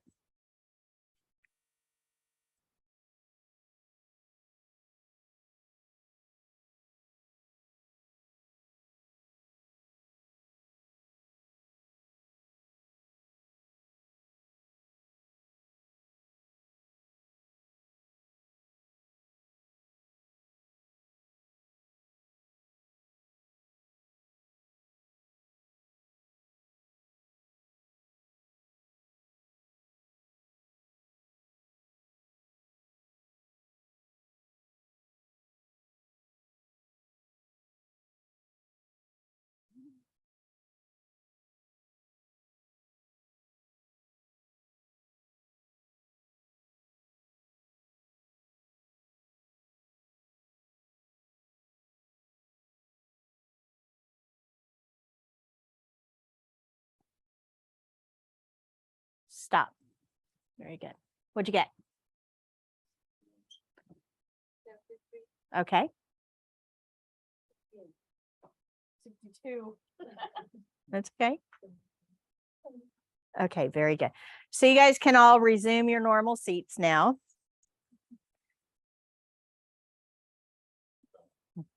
I did the same thing. Thank you. Thank you. Okay. So do you guys get kind of an understanding of how this is done and how it will be set up for the test? You're going to be counting on one side. The evaluator will be counting on the other. Now you can, if you lose count, like, and some of you did, you lost count, you can start over because you're in control of the time. For this exercise, I was controlling the time. Oops. Sorry. For this exercise, I was controlling the time. For the test, you're controlling the time. So you're going to look at the clock. You're going to pick a starting point. You're going to say start out loud, and you're going to count. If you lose count, talk to the patient, not the evaluator. They'll keep up. Trust me. But tell the patient, I'm so sorry, I lost count. I need to restart. Okay. Talk to the patient. Because remember, they're the ones that need to know what you're doing, not the evaluators. They know what you're doing. They're okay. Good. You can start over as many times as you need to. But where does that evaluator want to be? Yep, at home in their pool, drinking their Mai Tais. The more you start over, the more irritated they're going to get. They want to be home. So you don't want to start this over like 6 times. You need to have a little bit better understanding of it. Okay, good. Make sense? So you do need to practice this one. You do. The good news is you don't need anybody else to practice it on. You can practice it on you. So sit in front of the TV. When you're watching TV, look at a clock, find your pulse or your watch or your phone or whatever. When the clock turns, start counting. When it goes to the next minute, stop counting. You can get used to the counting part of this. Okay. Some of you have brains that wander, like mine. If you leave my brain alone for a while, it'll go off and pick daisies somewhere. It just has a mind of its own. It goes off and thinks about other things. So this can get very difficult for me because my brain has to be engaged all the time. So if I'm just counting 1, 2, 3, that's very repetitive. 45, 46. I wonder if it's for lunch today. Yeah, I mean, it's gone. So this may take a little bit of practice for you to get your brain to hone in for a full minute and block everything else out. So start looking at your own strengths and weaknesses and evaluating them. Good. So this is a documentation skill. So we have to document what we found. Remember that documentation occurs after hand washing. So we do our closing. Thank you very much, Miss Jones. Is there anything else I can get for you? Are you comfortable? Would you like a magazine? Your environment's clean. Here's your call light. Open the curtain. There's a whole lot of steps in there. And then you got to go to the sink and wash your hands. Whole lot of steps in there. You got to remember that number through all of that. And this may take a little bit of work on your part as well. My nursing instructor a bazillion years ago told me this trick, and I thought she was nuts, honestly. I mean, I laughed at her. I thought she was nuts. When it comes to numbers, remembering numbers,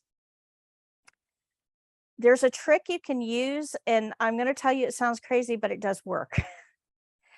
If you create in your mind, now you have to do this individually in your mind, okay?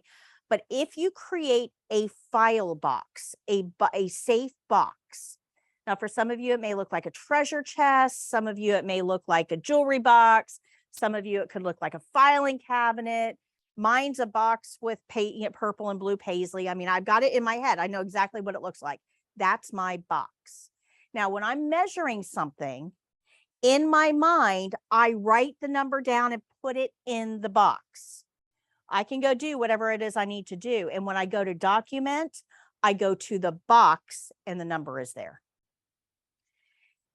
It's visualization. It takes a little bit of practice, but you'd be amazed at how you can manipulate your own short-term memory using tricks like this. Psychology is amazing. But it's a psychology trick to manipulate your short-term memory. So build your box. Practice putting a number in there and then recalling that number later.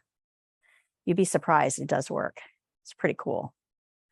But that's a really good way of remembering. Now, for the test, we're also going to wash our hands after we document as well.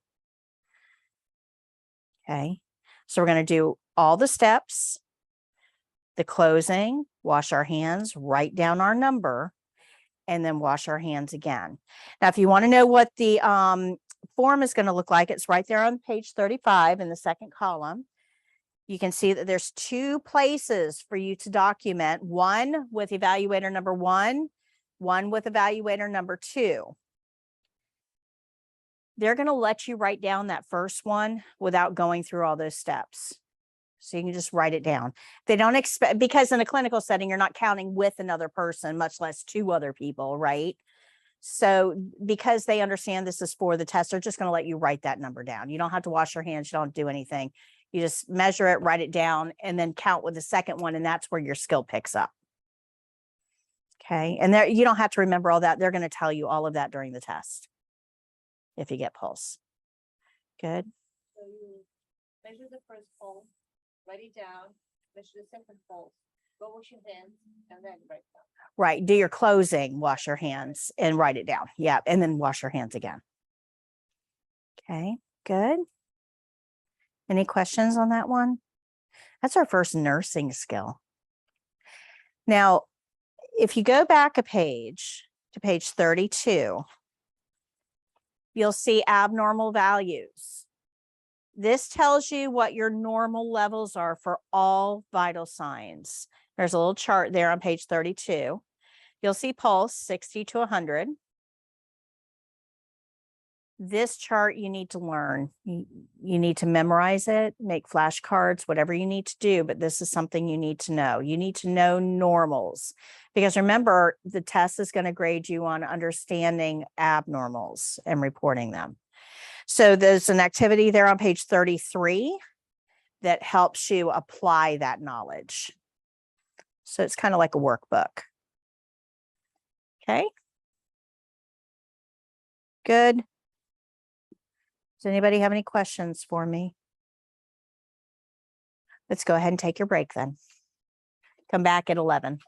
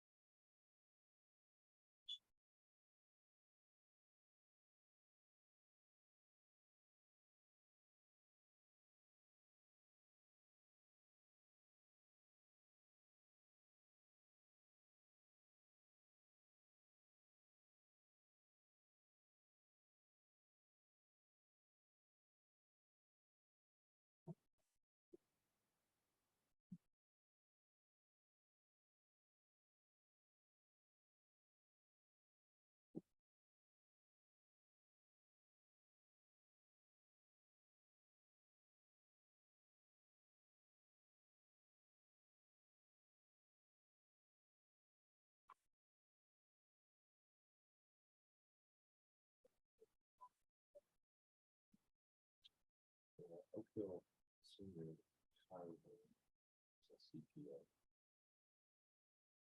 Supposed to be there.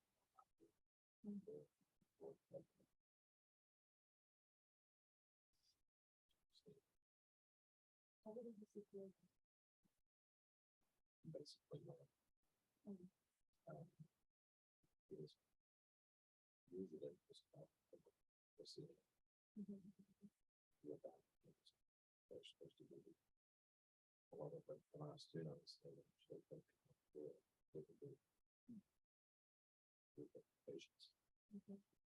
So what you've seen is my life and not knowing that your temperature should be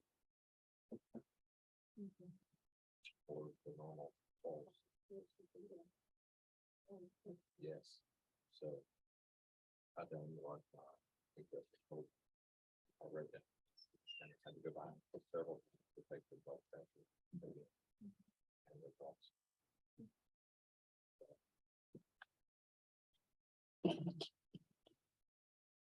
I learned faster with chainsaw.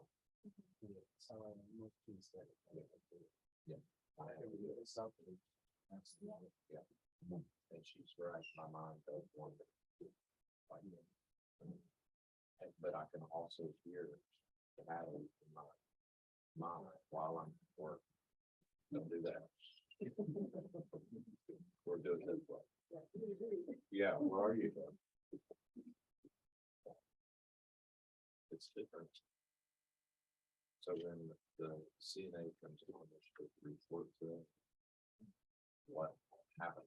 If it's a dementia patient, they're supposed to let you know. Nobody told for 2 minutes. Yeah. How would you know?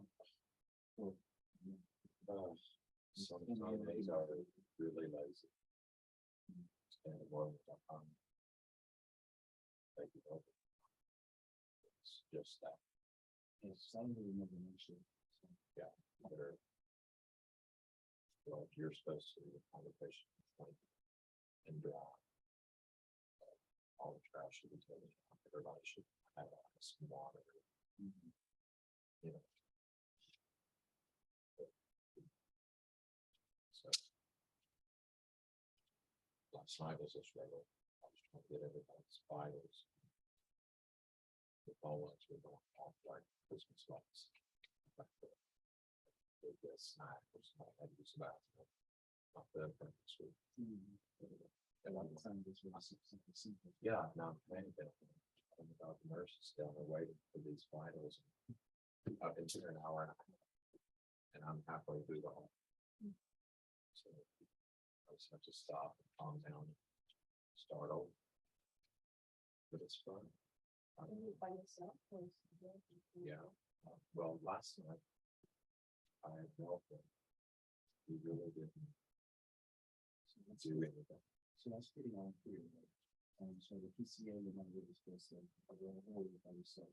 Or they're going to store this out and we're doing it. So, you know, you can handle it.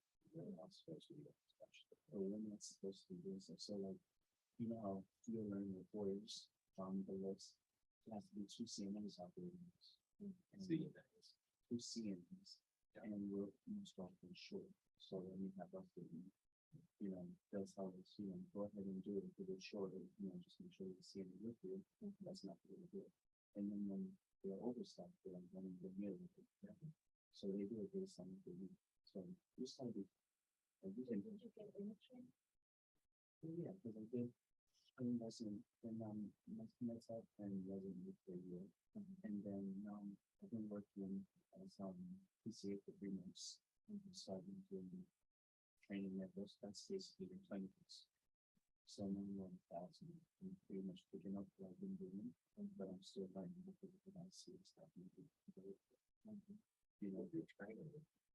So,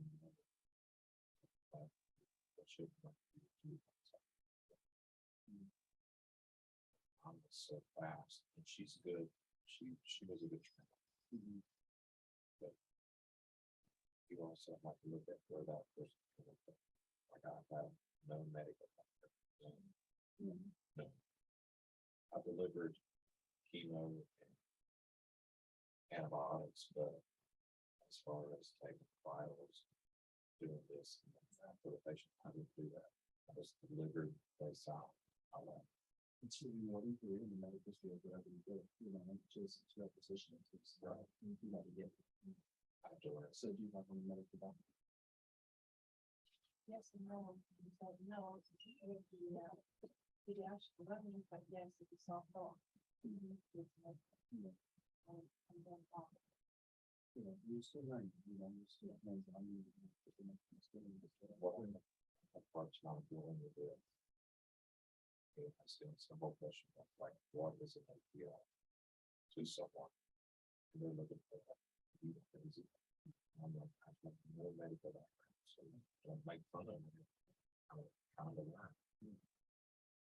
And I am, I've learned a lot. and the real thing, like, that was one of the their training, like, they train people and stuff, you have nurses coming for training and stuff like that.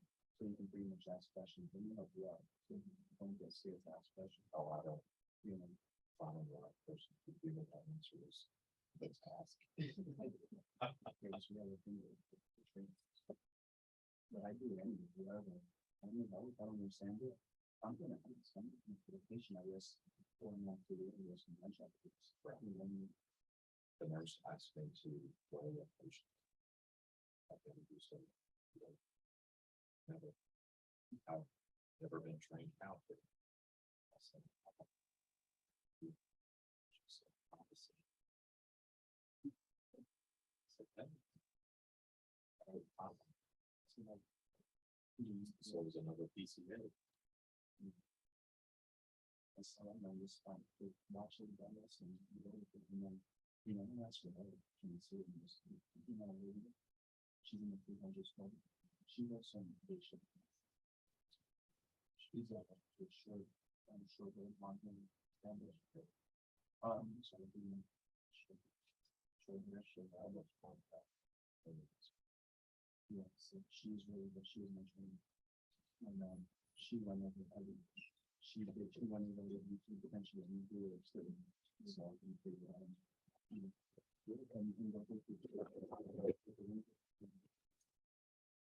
Testing. She told me,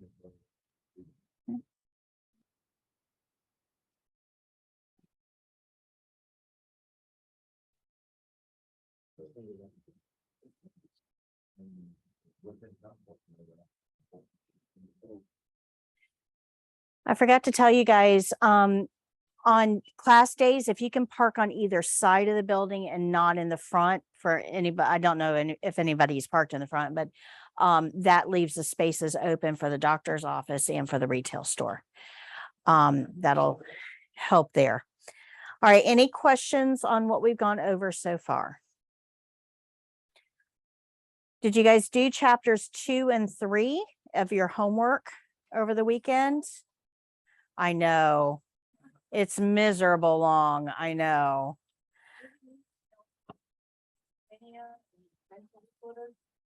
No, you just have to have kind of a passing knowledge of them. There won't be anything on the test. But, you know, a significant portion of our population has some sort of mental illness. So it is helpful to kind of be aware of that and kind of have an idea of how to work with, you know, with patients with mental illness, because you will have to adjust your approach when we're dealing with people with significant mental illness. I worked in Springbrook, which is our local psychiatric facility, for a couple of years. And, you know, a lot of people would ask me, aren't you afraid of working with the mentally ill? And actually, honestly, I'd much rather work in a mentally ill facility because now I know what I'm dealing with, right? At the hospital, you're still dealing with mentally ill, but they're there for diabetes, or they're there for their gallbladder out. They're not there for mental illness treatment. So a lot of times we don't even know. Like, you know, they come in because their gallbladder has to be taken out. We don't even know that there's an underlying mental illness there. So in the hospital and in nursing homes, it's kind of often a surprise. So when you're working with mentally ill in a setting for mentally ill, you kind of know what you're dealing with and you're a little bit more on guard. But don't forget that, a significant portion of our general population has mental illness. So it's something that you do need to be somewhat familiar with, and be able to watch for those nonverbal cues of agitation, frustration, so that you can maybe move out of harm's way before they react. If they're agitated, something you want to know. One more question. Sure. Would also CNA be, duty would have to be a postmortem care? Or Yes. Postmortem care is a feature of CNA work, but it won't be your first day on the job. Like, you won't show up for work and they're gonna, okay, go take care of that dead body over there. It's something that you would kind of have to be worked into.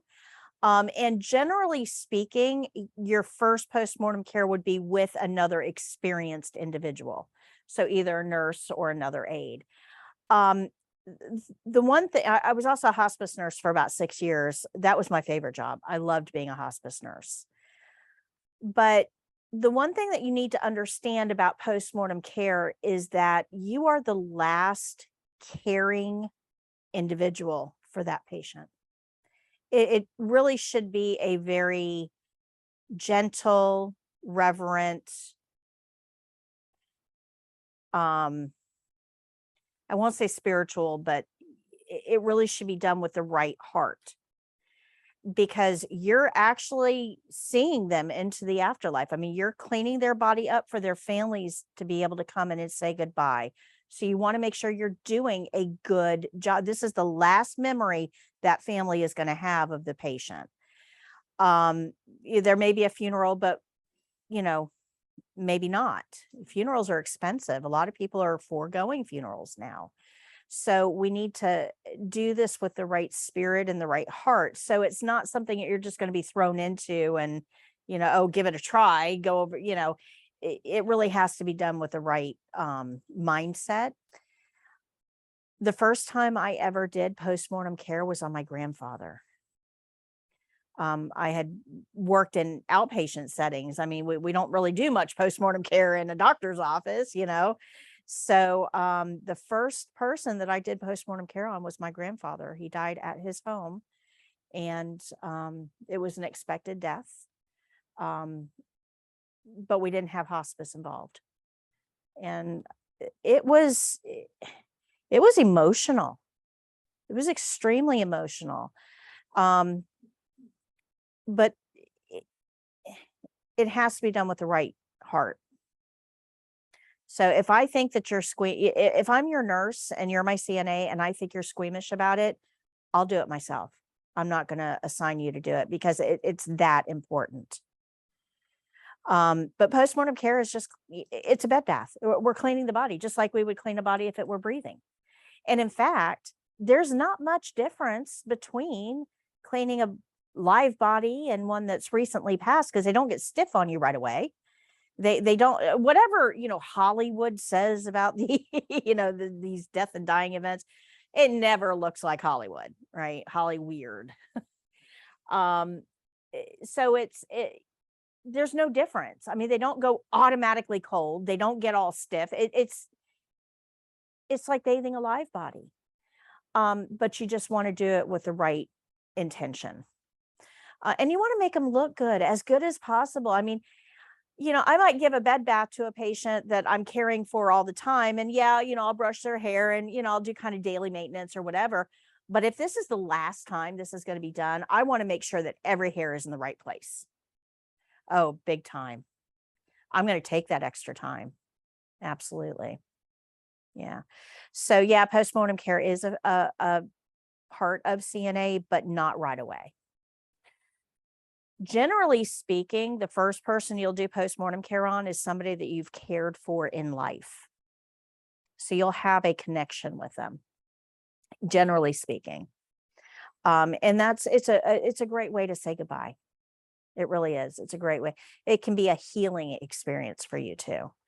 Don't think that just because you're caregivers that this isn't going to affect you.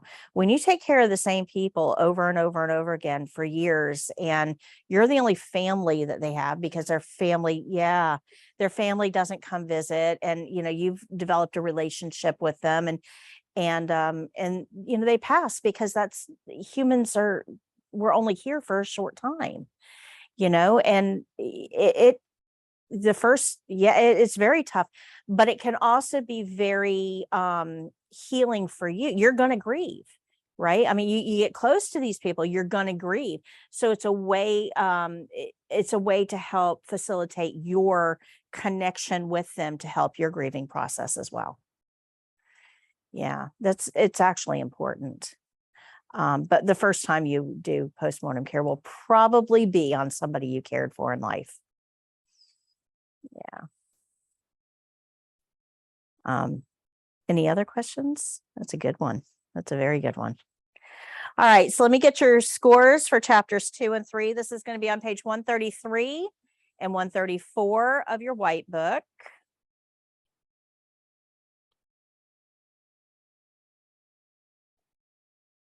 All right, Jashini. Okay, Paulette. Ty, if you can type yours into the chat for me, please. Jordan.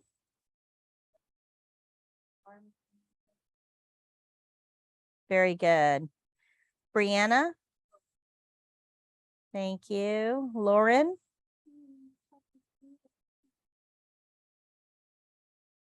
Okay, very good. Do you have 1 for me?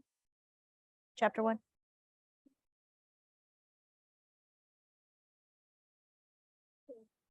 Thank you. Ashanti? Freddie? Okay. Very good. Savannah? Daniela? Very good. Donald? Tracy? Thank you. Brittany? Okay. All right, let me just look here. Thank you, Taiwan.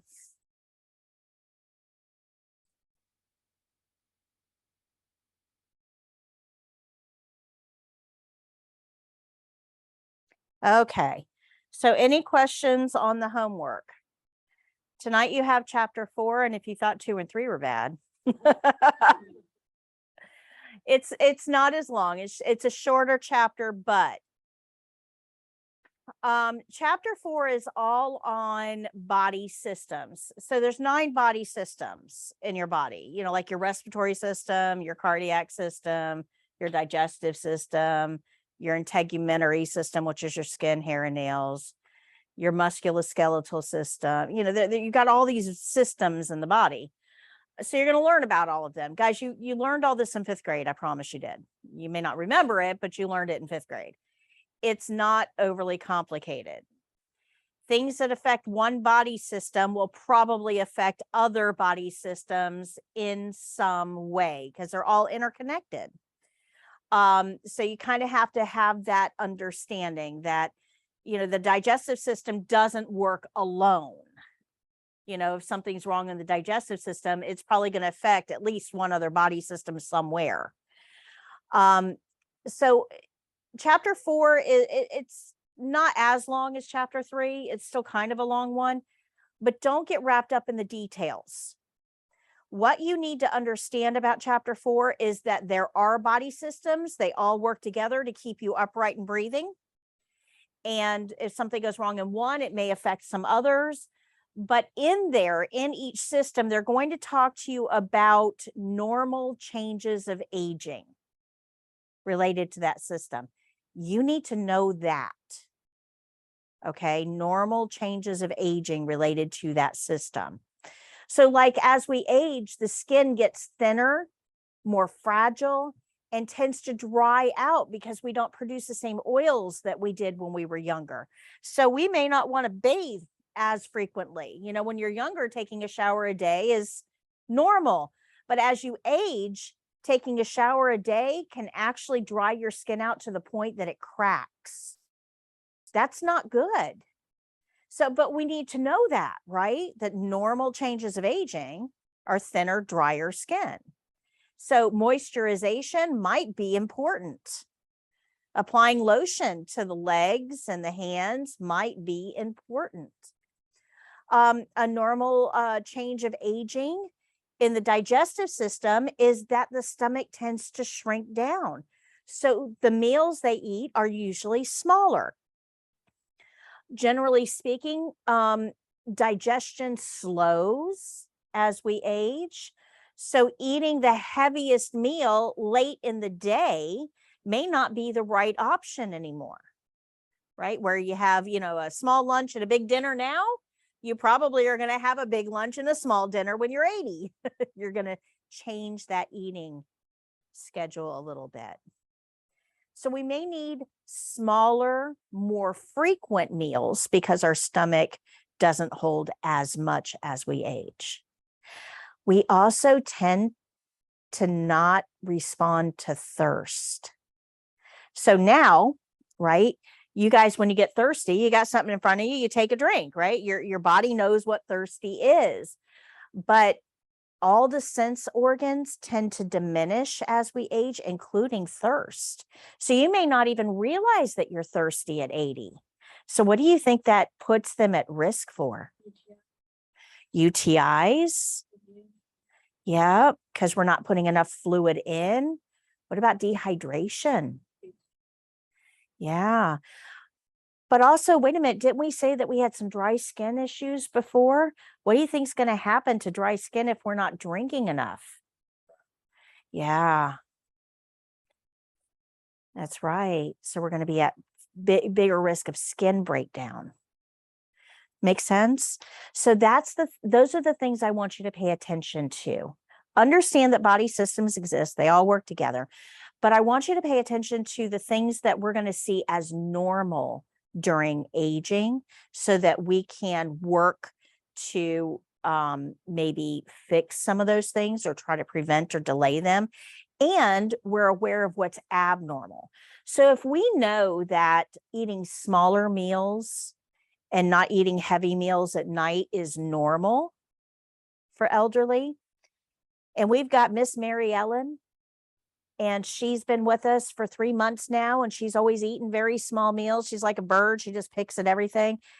And now all of a sudden, man, she cannot eat enough. She is asking for snacks nonstop. She's eating 100% of her meals and asking for more. What would you do with that information? Yeah, because that could be a sign of diabetes. Yeah. So the things that you notice are going to be really important in what I do as the nurse. Good? Because I'm not with her. I don't know she's hungry. I have no idea. I have to rely on you to let me know. So that's what chapter 4 is about. Don't spend a ton of time in it. Don't make like tons of notes and stuff. Just be familiar with. Okay. Good. All right, so we're going to get into we'll come back to hand and nail care at a later date. It's okay. We're going to get to everything, I promise. But we're going to skip hand and nail care for right now. We're going to move on to making an occupied bed. This is on page 100 of your skills book.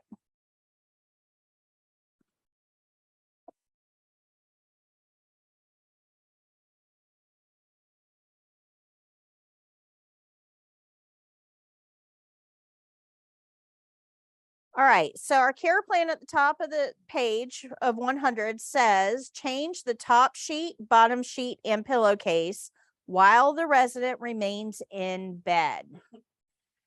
The resident can roll and move as directed, but cannot get out of bed. A bedspread, blanket, draw sheet, or underpad is not required for this skill. So the first thing that I want to tell you, this is making an occupied bed. That means patient's going to stay in bed while we change it, and that's great. But whenever possible, change the bed when nobody's in it. If you look at the bottom of the page, it tells you that somebody with your level of experience should be able to complete this in 14 minutes. Guys, that is a long time. 14 minutes to change a bed. They're giving you plenty of time, but this takes a long time to change a bed with somebody in it. I can change a bed with nobody in it in less than 2. Now, that may not seem like a big deal, but understand that in medicine, you are going to be working short-staffed. I wish I could tell you otherwise, but you're going to be working short-staffed, which means you are going to have to do the work of 2 people. Okay? No matter where you work, you're going to be short-staffed. So you guys are going to want a break. I mean, this is hard work, right? You are on your feet moving for your entire shift. It's hard. You need a break, at least to be able to go eat and pee, to fuel up, to be able to finish your shift. You need that break. But if you've got 15 patients and you just spend an extra 2 minutes over the course of a shift with each one of those 15 patients, that was your break. So when we're talking about medicine, small segments of time are going to add up to be really big deals. So time management becomes a critical concept for healthcare workers. So this is why when you're in the room, you need to ask them, is there anything else you need while I'm here? It cuts down on the time that you're going to spend with that patient. But you also need to look for things like this. If you've got a patient that's out of bed in the shower room, that's a great time to make the bed. If they're out of bed going to an appointment, that's a great time to make a bed. Basically, if you see an empty bed, you need to think to yourself, does it need to be made? Do the sheets need to be changed? Because it takes a fraction of the time to change this bed when it's empty than it does to change it when somebody's in it. But there are situations that we can't get away from where we're going to have to change the bed with someone in it. And the process is actually pretty easy. It's not a hard thing to do. It's just time consuming. Okay.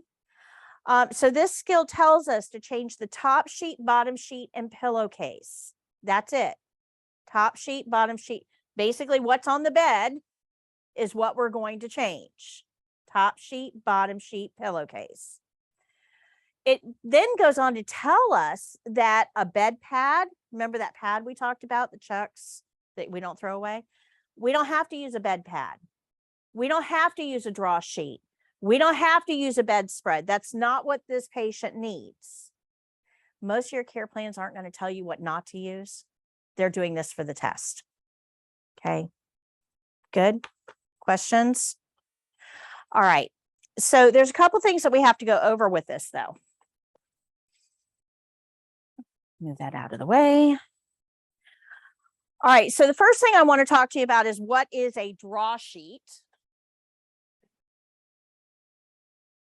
So a draw sheet is a flat sheet, a top sheet, this thing. But instead of folding it in half like fat ways, we fold it in half skinny ways. Okay, lengthwise. So if I have this sheet, remember we don't shake it.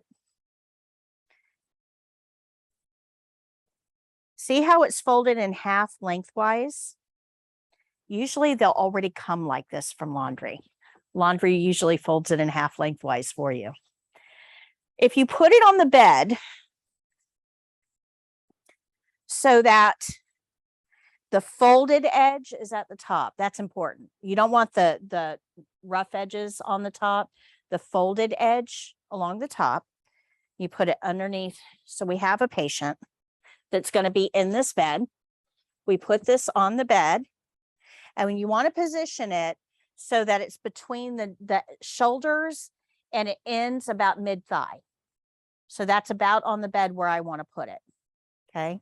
Maybe down just a tad, maybe something like that. So once I get it on the bed, I want to try to remove as many wrinkles out of it as I can. And then I'm going to tuck the ends underneath the mattress. Like that. And then I would go around the other side and do the same thing, tuck that in under the mattress. Now my patient can lay on this bed. They probably won't even notice this draw sheet under them, really. But if I have to move the patient, I now have a sling under them that I can use to move them. So if I need to move their body weight toward me, I'm going to untuck this, roll it, so it's very close to the body, and then I'm going to lift up and pull it toward me. And that pulls the whole body weight toward me. If I need to boost them up in bed, I'm going to get a partner, somebody to help me. They're going to be on that side. They'll roll this up. Wide base of support, bend your knees, and you're going to boost up. But we use this as a sling. Okay. So draw sheets can be very, very helpful when you're trying to move patients in a bed. Now, if the patient can move on their own, we don't need a draw sheet.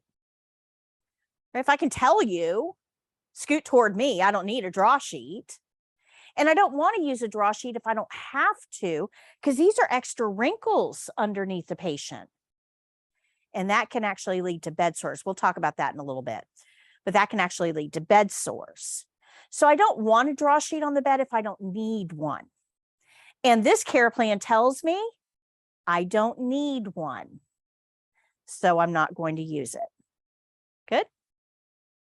But if I did need it, I could put it on the bed at the same time that I do the bottom sheet. And I'll show you how to do that in just a second.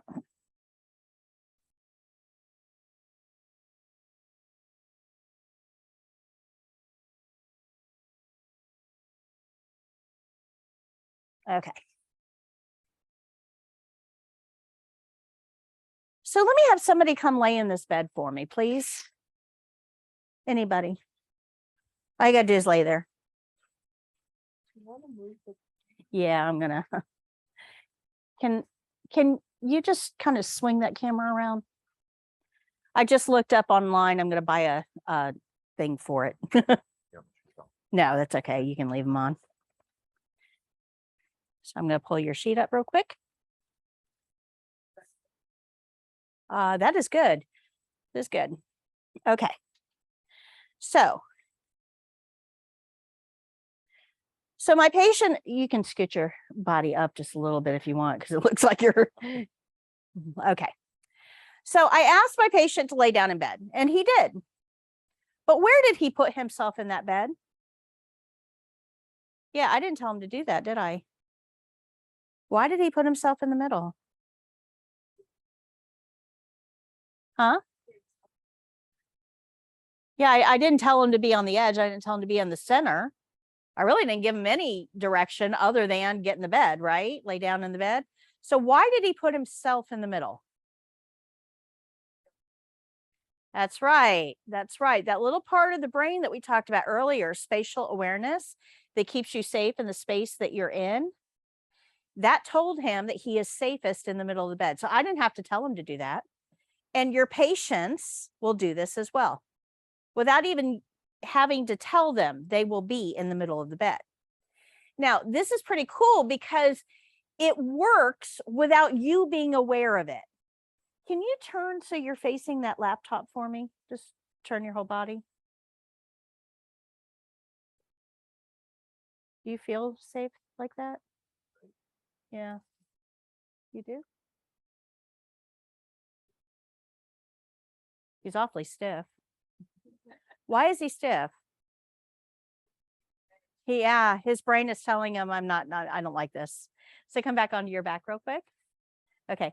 Now, if you were going to roll over and watch TV in bed, roll like you would. There it is. Okay. So he didn't roll, he shifted, right? So his bottom is still in the same space. It's just facing a different direction.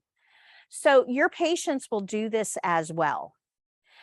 Your patient, as long as they don't think they're demonstrating something, your patient will always make sure they're in the middle of the bed, whether it's on their back or on their side. They do this on their own. But you need to be aware of it, because what if your patient can't? So you, as a CNA, when you're turning patients, you need to make sure that when they end, Their bottom is in the middle of the bed, just facing a different direction. Does that make sense? So when you're turning a patient onto their side, the end result is you want them in the middle. So you're going to scoot them toward you first and then turn them on their side so that they're in the middle of the bed after the turn. So you're going to do the same thing that they do. You're just going to do it in 2 steps where he did it in 1. Good? Make sense? Patients have to be in the middle of the bed at all times, in the middle of the bed. Now, when you turn a patient, you really should be behind them, not in front of them. There's a couple of reasons for that. Most of his weight is centered back here. So gravity is going to try to pull him back onto his back. If I'm in this same space as he starts to roll back, if gravity's pulling on him, I'm in a good position to be able to stop that. If I'm on the other side of the bed, I'm having to reach. That puts a lot of pressure on my back, but it also can cause me to fall and injure the patient. So you need to be behind the patient. Now, there's another reason you need to be behind the patient, and there's no easy way to say this, but you never want your patient eye level with your crotch. And if you're standing in front of them and you're rolling them towards you, that's exactly what you're doing. And that can be for a patient that's had some sort of sexual trauma in their life, that can be a triggering event. So you never want to roll a patient toward you. Does that make sense? Good. But the good thing is, if you read this care plan, it actually says the patient can roll and move as directed. So I don't have to do any of that. I just have to tell the patient where I want them. Okay, so back on your back for me in the middle of the bed, please. And I'm going to show you this skill. So for the test, we are going to change the sheets, top sheet, bottom sheet, pillowcase. You're going to have a hamper. It may be an industrial one like this. It may be a laundry basket like that over there. But you will have a place to put linens. Okay. If it's a laundry basket, they usually put it at the end of the bed. If it's a hamper like this, it'll be beside the bed. We don't put sheets on the floor, ever. This has pathogens on it. Patients and staff walk across that floor. We don't want to put the pathogens onto the floor. If you don't have anything in the room, like hospitals, we don't have dirty linen hampers in the room. We don't keep dirty stuff in the room. So this is going to be out in the hallway. You don't want to be carrying stuff back and forth. So there's a bag that you'll have. It has soiled linen stamped on it. Go get the bag, put that in the room. You can put the bag on the floor and put the dirty linens in the bag. If you don't have a bag, use a Chucks, but don't put dirty linens directly on the floor. For the test, you'll have a basket or a container of some sort right there. They make it easy, but in a clinical setting, you won't. Okay, good. Questions? All right, let me clear off this because I need my table, and I'll show you what this one looks like. Give me just 1 second.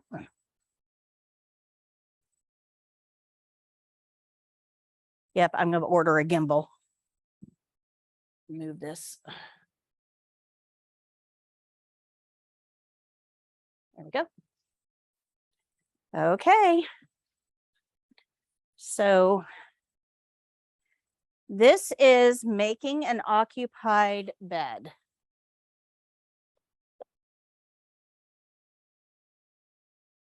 Now, this is my first skill that I'm demonstrating. So I'm going to physically wash my hands before and after, because remember, for the test, your first skill, you physically go to the sink and wash your hands at the beginning and the end of that skill. After that, they're going to tell you you can simulate. Okay. Don't simulate until they tell you, because if you mess one up, they may let you wash again and grade that one instead. Don't simulate until they tell you. Hi, Mr. Jones. My name is Patty. I'm your CNA today. How are you? Great. I need to change your sheets. Is that okay? All right. I'm going to close your curtain. Let me go wash my hands and I'll be right back.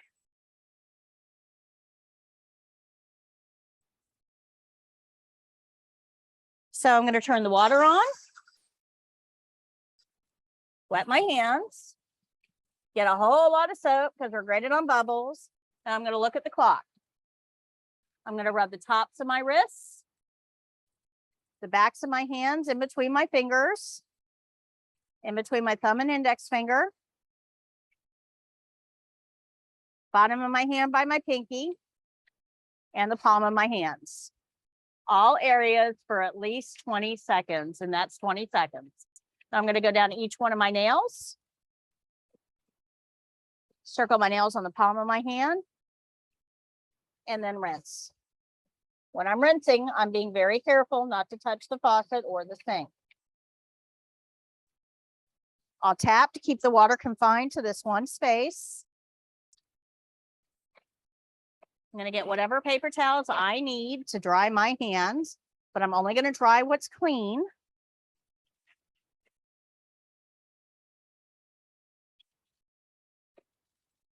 And then a clean, dry paper towel to turn that off. Now we always start with a barrier. So I'm going to get that first. This is my barrier. I'm going to put that on the table. Absorbent side up. Okay. Now I'm going to get the supplies that I need. We're changing the sheets. It tells you to change the top sheet, bottom sheet, and pillowcase.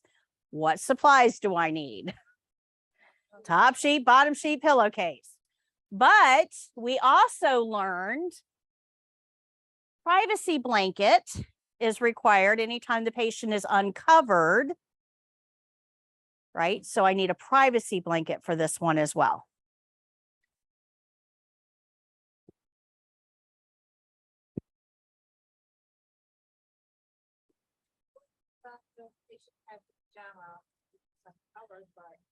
Right, so we're already using a privacy blanket.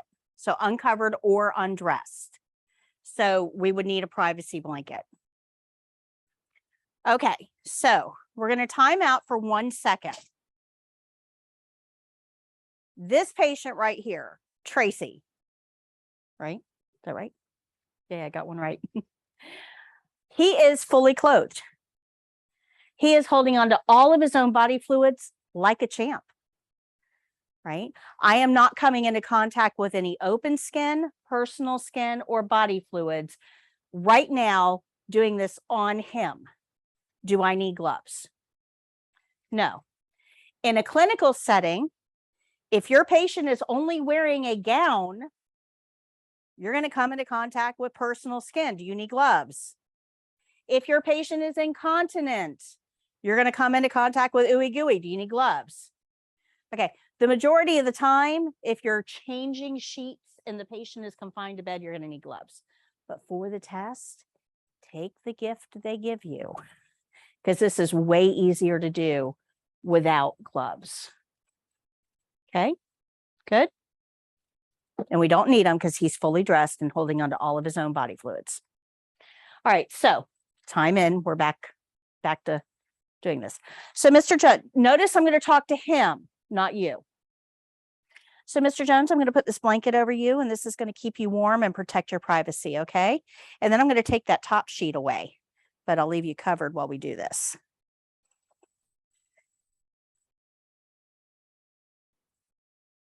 Okay, can you hold that for me? And I'm going to remove that top sheet from the bed. Keep you covered there. And when I do, I want to roll it up in a ball.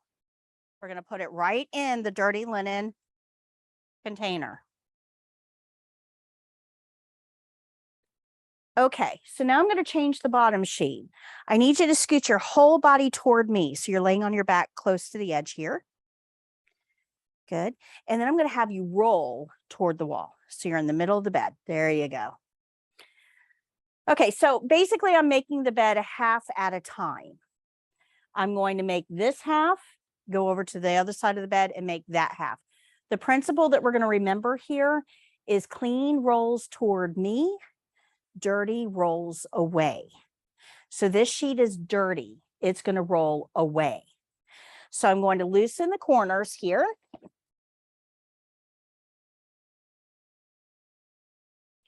And we're going to roll this sheet away from me because it's dirty.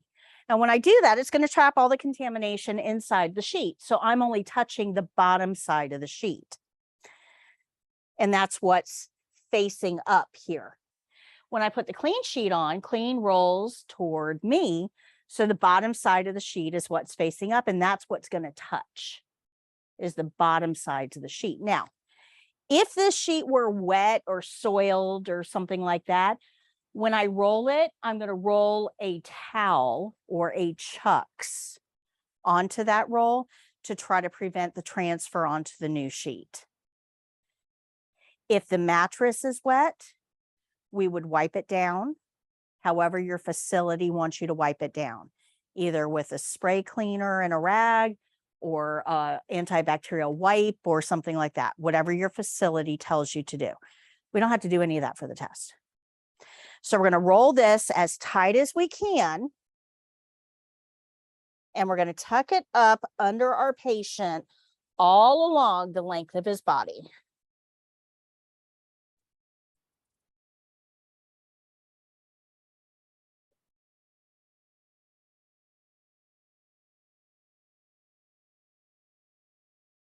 Now, I don't want him on a bare mattress, so I've got to make sure he stays on the sheet.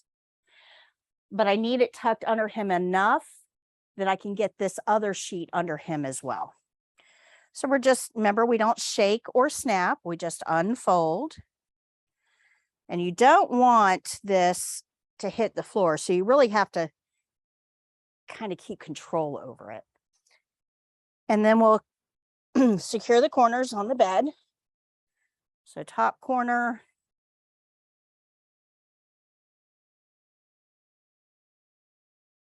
bottom corner, and now clean rolls toward me. So I'm just going to kind of hold this up and roll it toward me as tight as I can get it. Now, if I was going to put a bed pad or a draw sheet on, I would lay it on top of this and just roll the whole thing. We're going to roll that as tight as we can get it. And then we're going to tuck that underneath the dirty. So I'm going to lift up on the dirty and tuck that underneath, all along the length of his body.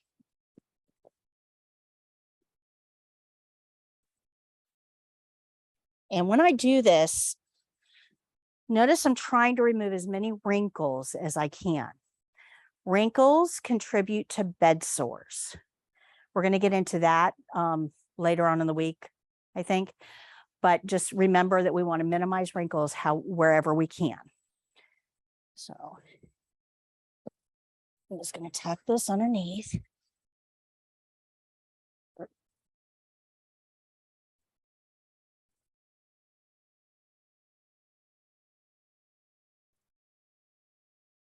Okay. Come on back onto your back if you would, and scoot to the middle. There's a big speed bump. There you go. Now I'm going to come over here and we're going to do it again. So scoot toward me and then roll that way. There you go. And then I'm going to remove this sheet. Remember, we always ball it up.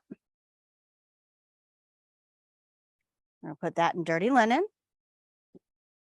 And then we'll smooth this sheet out. Connect the corners. Now, right here, if you didn't tuck it under him enough, you may have to just kind of gently move your patient forward just a little bit to get that roll out from under them.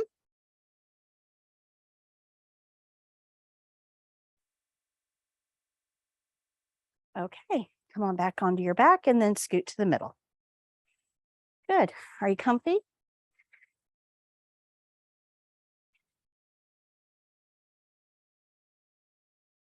It doesn't matter whether you do the top sheet first or the pillowcase first, nobody cares. We're going to unfold this. In hospital sheets, the blue line, you guys see that blue line? That always goes at the bottom.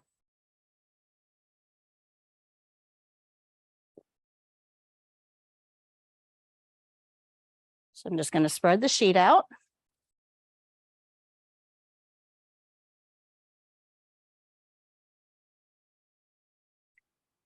And we're going to make hospital corners. Now, you're not graded on how pretty your hospital corners are.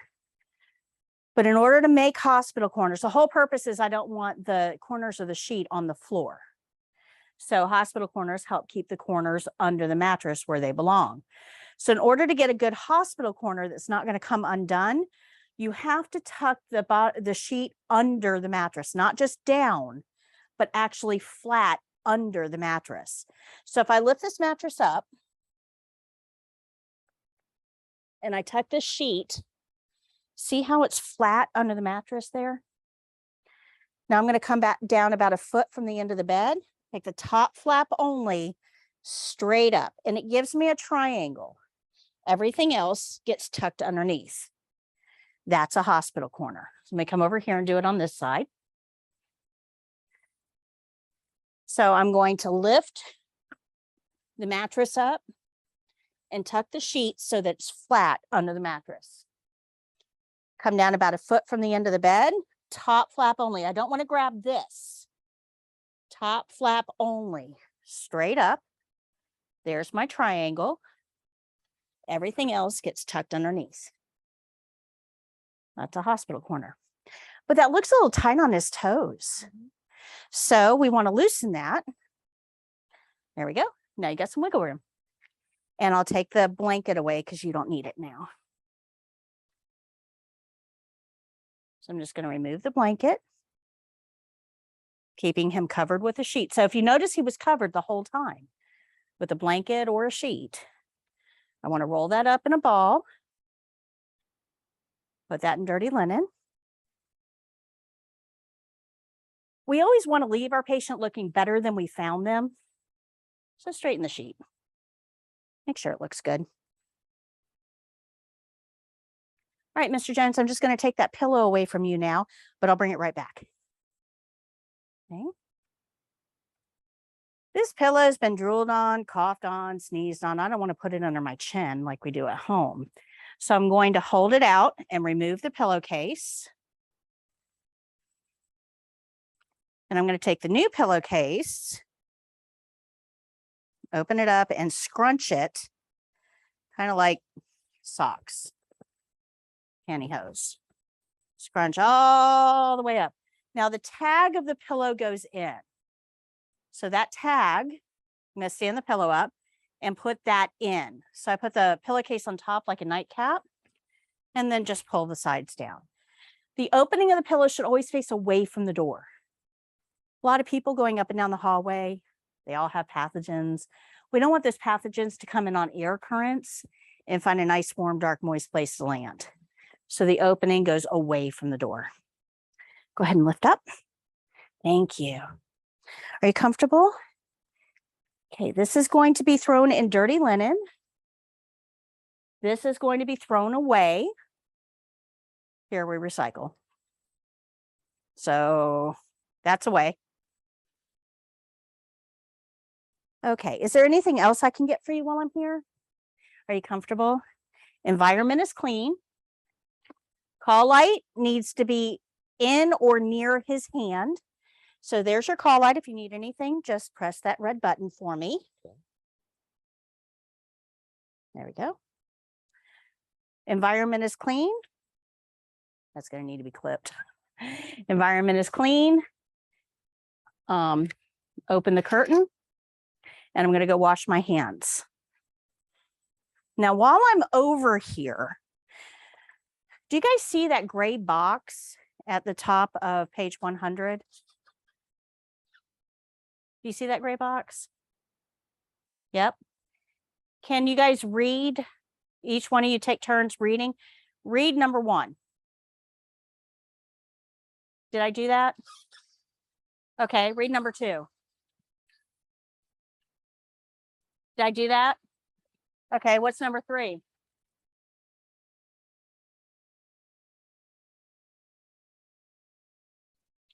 Did I do that? Number 4?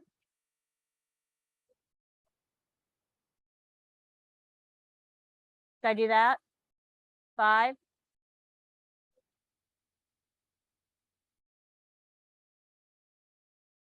Did I do that? Okay, 6.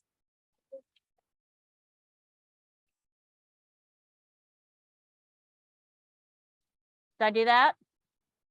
Okay, keep going.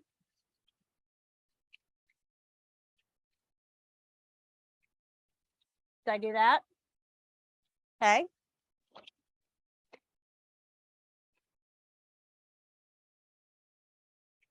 Well, I know I did that because I showed you hospital corners.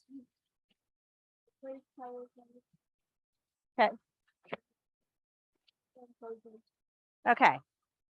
So I'm happy. I don't need to make any corrections. I do want to go back and read that care plan one more time, just to make sure there's nothing I missed. So I would reread that care plan. And once I'm happy with everything, once I'm like, okay, that's good. I did exactly what the care plan said. My patient looks good. I don't need to make any corrections. So now I'll tell the evaluator my skill is done. Okay, thank you.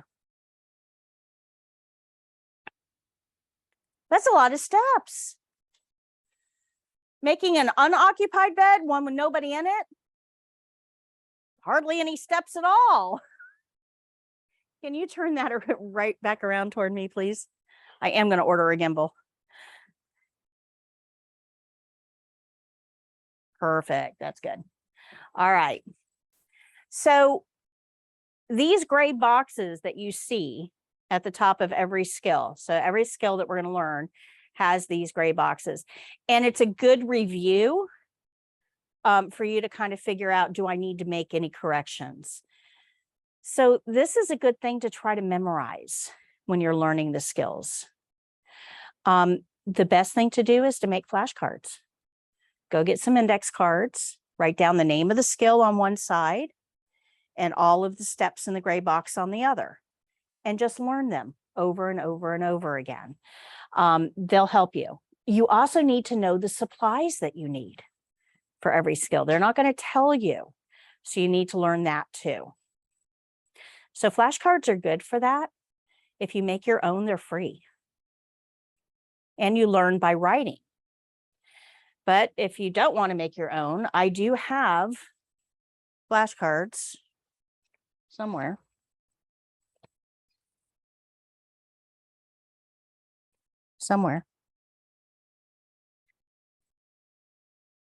Right here. So we do have these, and they're always up here for you guys to be able to, I used to have a set on the AV cart too, for you guys to be able to look at. This has all of the steps. Oops. Supplies. And then these are the principles, the back wall. If you learn all of this, you're ready for the test. So these are up here for you guys to be able to refer to anytime you want to. I sell these. Guys, if you make your own, they're free. Right? But I do sell these until graduation. After graduation, they're $19.99. But if you get them while you're still enrolled, they're $14.99. But make your own. You'll learn better. Okay. Good. Questions? No? All right, let's move on to blood pressure.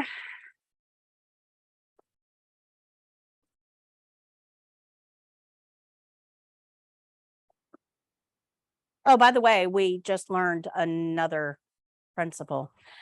We learned on the first day that linens can't touch your uniform. That's part of linen rules. We also learned that you have to have clean hands to get your supplies. That's part of linen rules. Today, we learned not to snap or shake our linens. We learned clean rolls toward you, dirty rolls away. We don't want anything to touch the floor, clean or dirty. And the last thing I need to tell you is unused linens have to be discarded. So if you take 2 minutes, let's say I took an extra pillowcase that I didn't need, I can't put it back in clean linen because it's not clean. Once it leaves there, it's not considered clean anymore. So I can't put it back in clean linen. And I can't leave it in the patient's room for later because once it's out of my sight, who knows what happened to it. So if you don't use it, it must be put in dirty linen. Okay. So another principle. So let's review. We learned skill rules already. It's all about the care plan, the whole care plan, and anything that you observe, you report. Our opening is always the same. Knock, knock, knock. Hi, Miss Jones. My name is Patty. I'm your CNA today. I'm here to whatever. Is that okay? Close curtain, wash hands. Get your supplies. That never changes. If we're going to use supplies, we probably need a place to put them. So we'll start with a barrier. We're going to put it on the table first, absorb it side up, and then go get the rest of our supplies. While we're getting our supplies, we probably should think about, do we need gloves for this? Gloves are not based on the skill. They're based on the patient. So if we're going to touch anything ooey gooey, personal skin or non-intact skin, we need some gloves. If we might touch any of those, we need some gloves. If we're not absolutely going to touch any of those, then we don't need gloves for this. Don't wear gloves unless you need them. If you did wear them, make sure you're aware of what you're cross-contaminating once your gloves are dirty. Don't be touching a bunch of stuff. And make sure you take them off properly. So we've also learned linen rules privacy blanket today. Anytime a patient's uncovered or undressed, we use privacy blanket. It's there to keep them warm and protect them. They always have to be covered either with a sheet or a blanket. So when we put the blanket on, we'll pull the sheet down underneath. Don't snap or shake the blanket. And we're going to remove it at the end of the skill while covering the patient with the sheet. Linens can't touch uniform. Remember, uniform's not clean. You have to have clean hands to get clean supplies. Don't snap or shake. Clean rolls toward you, dirty rolls away. Don't let anything touch the floor, clean or dirty. And anything you don't use, you must discard. We've learned most of scoot and roll today as well. The patient must always be in the middle of the bed. And you're going to scoot them towards you and roll them away. Remember, you should be behind the patient's behind. Right? And we, of course, know the closing. Thank you very much, Miss Jones. Is there anything else I can do for you? Would you like anything else while I'm here? Magazine? Are you comfortable? Your environment is clean. Here's your call light. Open your curtain. Wash your hands. Document if necessary. Wash again. So we've learned right now all but 3 principles. And it's only day 3.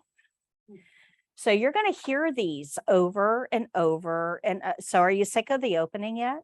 I'm sure you are, because I've said it about 10 times between last week and today. You'll hear it a whole lot more. But you're also going to hear the rest of the principles over and over and over, because we use these for multiple skills. So by the time you get to the test, you're like on autopilot. It makes sense to you. We still have 3 to go, but we'll get there. We'll get there. So everybody good with all that? Am I going too fast for anybody? Anybody lost? It really is a very easy way to learn CNA. Very easy. Okay. So go to page 40 for me, if you would.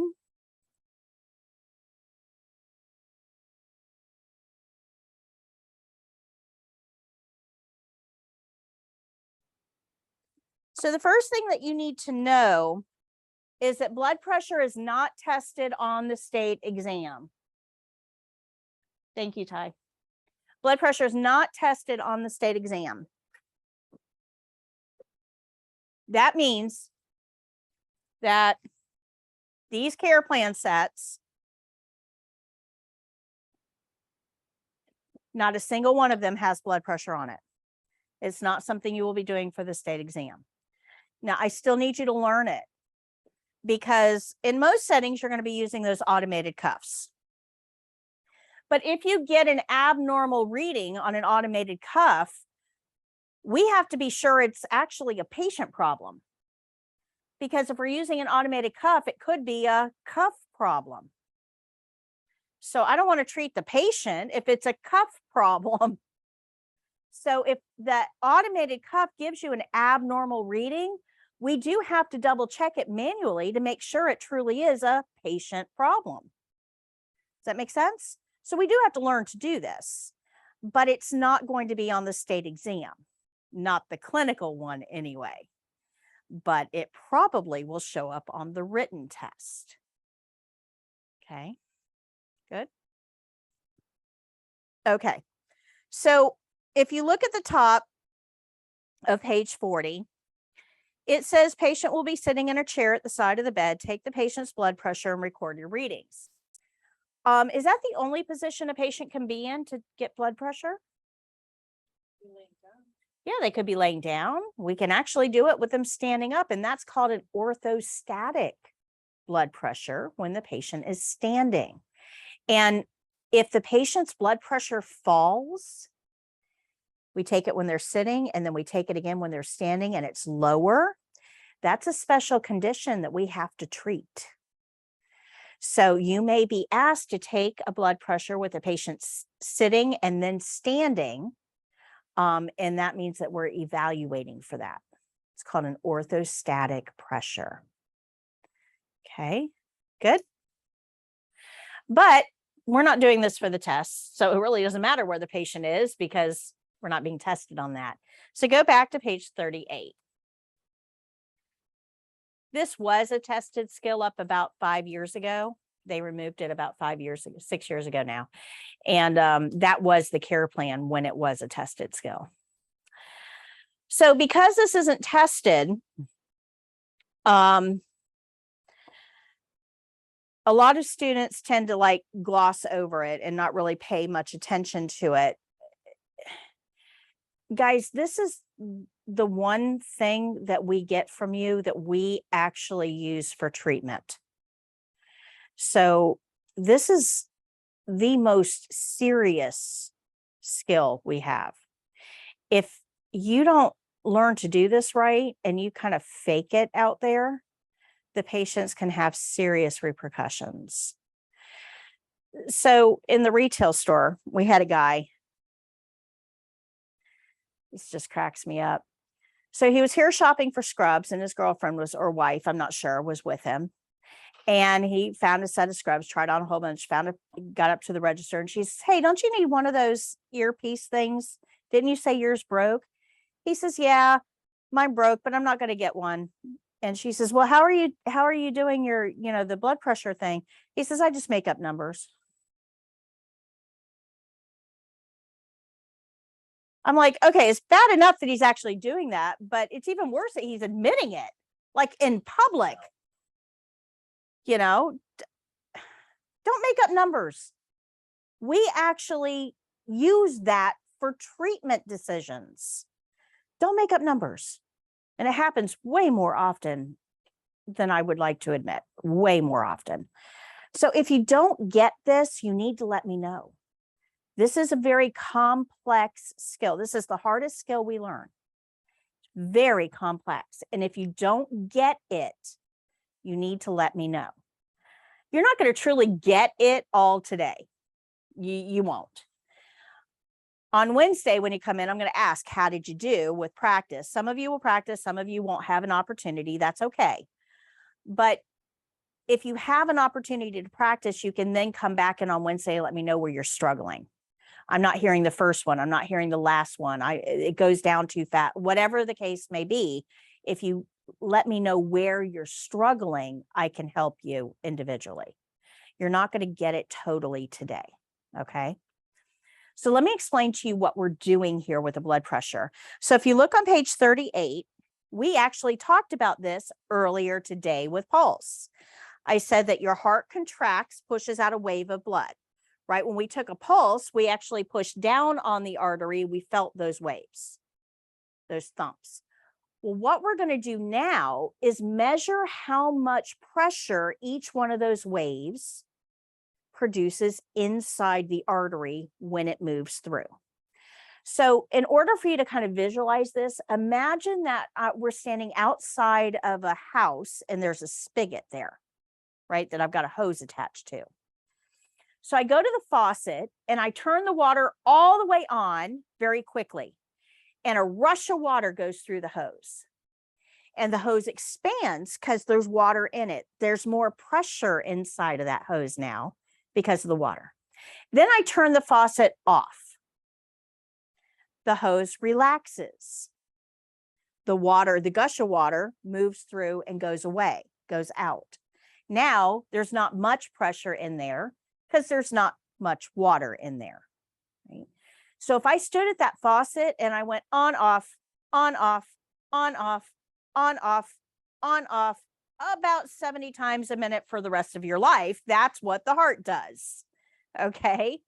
So what we want to know is how much pressure is inside that hose when the faucet's on, and how much pressure is inside that hose when the faucet's off. That's what we're looking for. Now, in order to do that, I have to set up a roadblock. So I actually have to crimp that hose down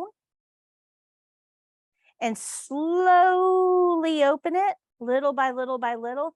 And at the point that water is able to shoot through, that is the maximum pressure.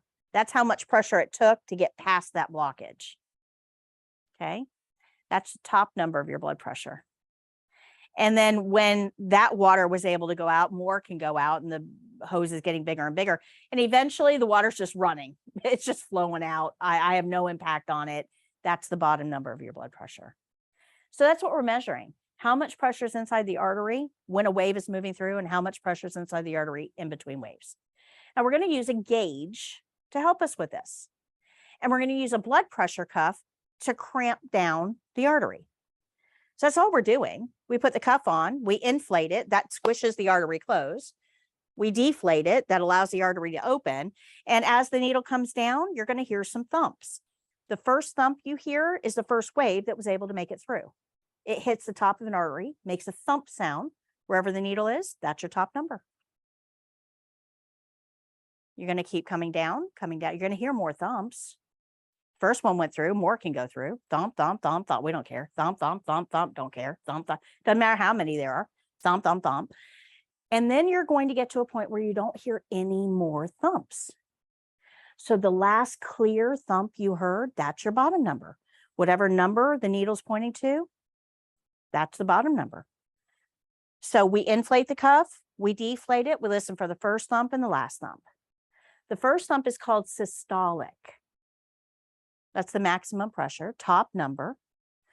And ideally, it should be between 100 and 119. Most of America, it isn't there. The bottom number is called the diastolic. That's the minimum pressure. Ideally, should be between 60 and 79. But here's the problem with this. We inflate the cuff and we deflate the cuff, and it's quiet. We don't hear anything. It's quiet because we're waiting for the first one to show up, which means there has to be quiet for there to be a first, right? Quiet, quiet, quiet, quiet, still quiet. Nothing happening. And some of your brains are going to freak out at this point going, oh my gosh, I didn't hear anything. I'm not hearing anything. I must have missed it. Show hasn't started yet. Just relax. Keep listening. Quiet, quiet, thump. Oh, there it is. Thump, thump, thump, thump, thump, thump. Oh, where was that last one? So you kind of have to pay attention to the ones in the middle because you never know which one is going to be the last one. It doesn't say, get ready, get set, here I come. Ta-da! It doesn't do that. It just goes thump, thump, thump. Oh, where was that last one at? So you got to pay attention to them. Okay. Some of you will have trouble on the top number. You're my daisy pickers, you know, the ones that your brains go out and wander if you don't have anything to think about. Yeah, you're going to have trouble on the top number because when you inflate and it's quiet, quiet, quiet, quiet, quiet, I'm hungry. I wonder what thump is for thump lunch. Thump. Oh crap. Where was it? Right. So you kind of have to train your brain to cut everything else out and pay attention. Now, some of you won't have any trouble on the top. You're going to have trouble on the bottom. You're my rhythm people. So my rhythm people, right, they get into a rhythm, especially if it is an actual rhythm like your heart, right? Your heart does a really nice rhythm. And you will actually get into that rhythm and you'll start anticipating the next beat. How many of you filled in that next beat? If you filled in the next beat, you're going to have trouble on the bottom because you're not going to be sure, was it a thump or did I think it was a thump and it really wasn't? So it's the last clear thump you hear. Where's the needle? That's your number. So some of you will have trouble on the top. Some of you will have trouble on the bottom. And some of you are going to be like me. And like I had trouble with this whole thing. Because when I was taught to take blood pressure, the only thing they told us is, yeah, you just inflate it, deflate it, listen for the first and the last. That's it. What? Okay, go practice. Practice what? I don't know what I'm doing here. Right. So I'm taking the time to teach you every step of the way because I don't want you to have that same initial, oh my gosh, reaction. Right. So let's figure out how we're going to do this. Oh, is that my TV cart? Please be my TV cart.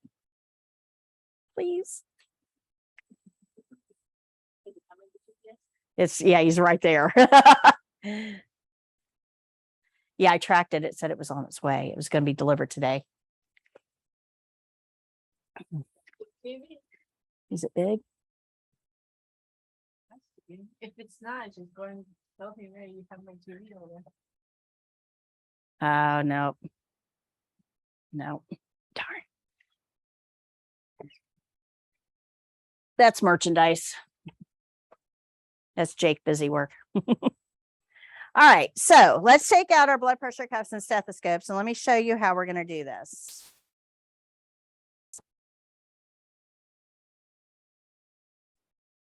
So a couple of things about the patient with this. It's ideal to have the patient's feet flat on the floor. Crossed at the ankles is okay. That's not really a big deal like yours.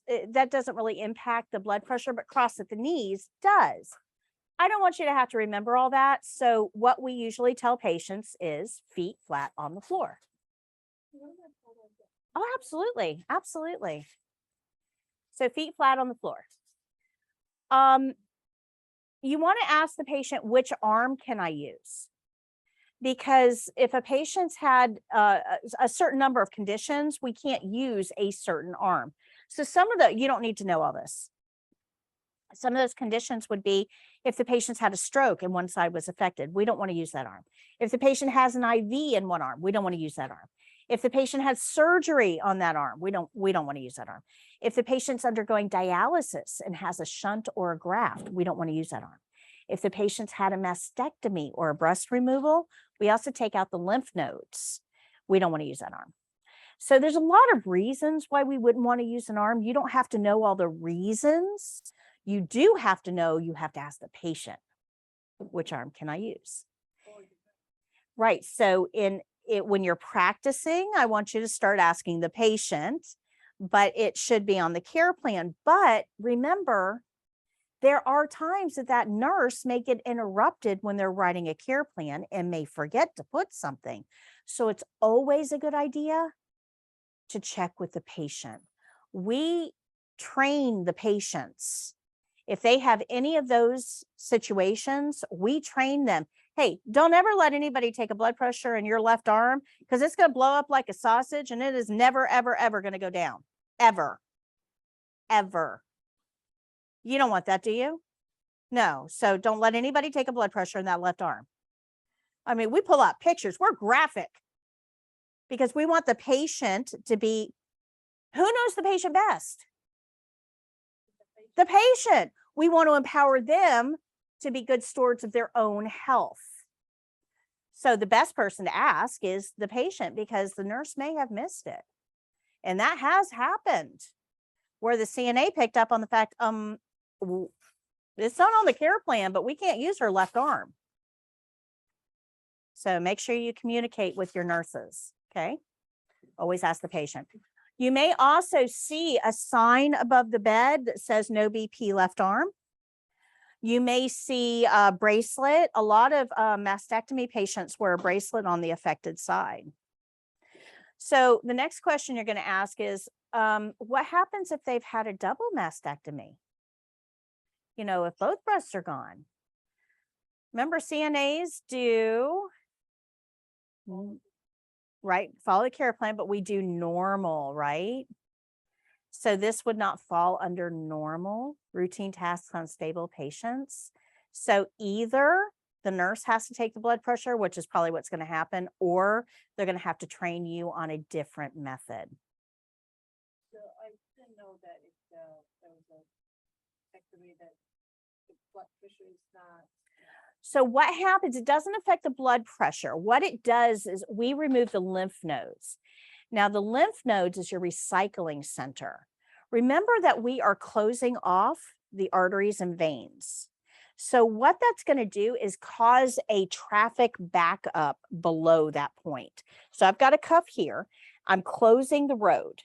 So now the blood that's in here can't get back out through the veins, and it starts to back up. So it's a traffic backup, right? So the fluid inside is going to escape into the tissues. Now your lymph system, this doesn't affect you and I, because even though the fluid escaped into the tissues, the lymph system is there to gather that fluid up, clean it up, and put it back in circulation. Awesome.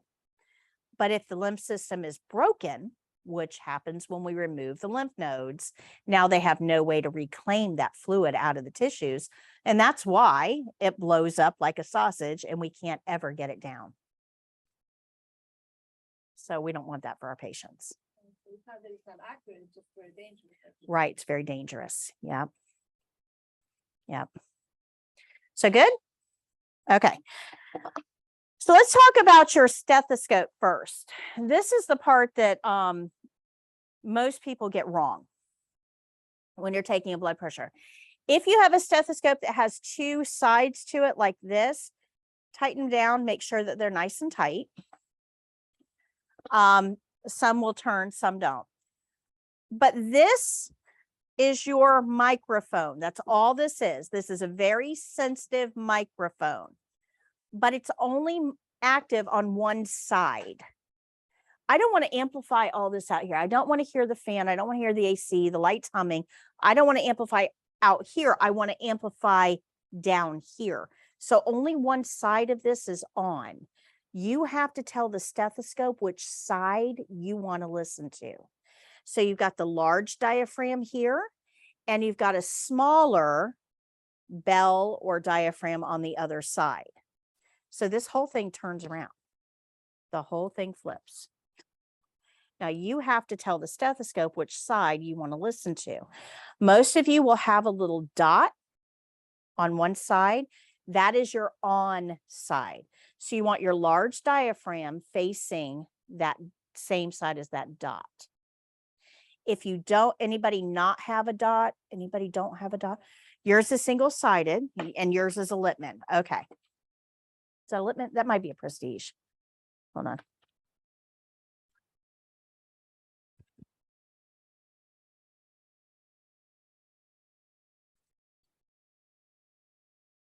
Yeah. Oh, and you can't see through. Okay.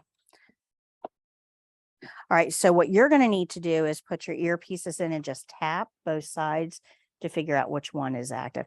Usually this diaphragm isn't here, and you can see down through to see which side is open. I would, if I were you, I would take a little Sharpie and mark it just so that you've got it for later. All right. So the reason that I bring that to your attention is when you put this in a bag to go home, this thing may turn around on you because it moves. And you'll take it out at home, you'll go to listen, and there is nothing there. It's like you're not hearing anything. So always double check to make sure that you're in the right spot. Now, this is the part that everybody gets wrong, that most people miss. These ear tips, most of them are set for you. They're kind of curved. If yours are straight, if yours look like this, right, they're straight, you're going to have to adjust these. Hold down here and just turn them a little bit, not a lot, but a little bit, so they look more like that. Now, when you put these in your ears, you want to put them in so they're facing away from you.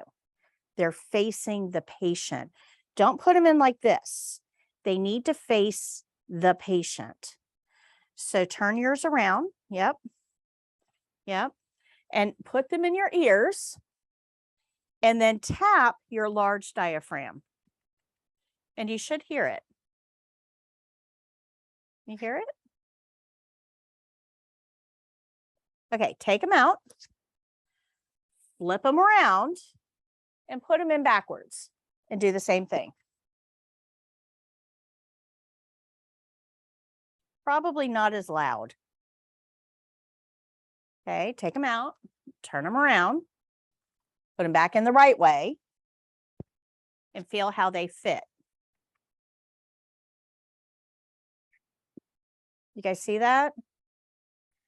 We are listening to a wave of blood inside an artery, buried under muscle, fat, and tissue. This is not a big sound.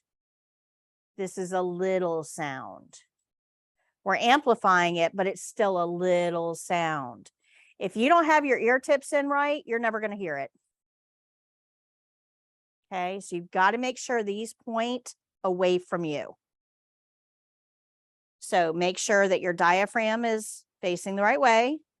Make sure the ear tips are facing away from you. Make sure your patient is sitting with their feet on the ground. You've asked which arm. And make sure when you're taking the blood pressure, the arm is supported. Don't have them just hold it out there. Make sure it's supported on something. All right, so now let's go to the blood pressure cuff.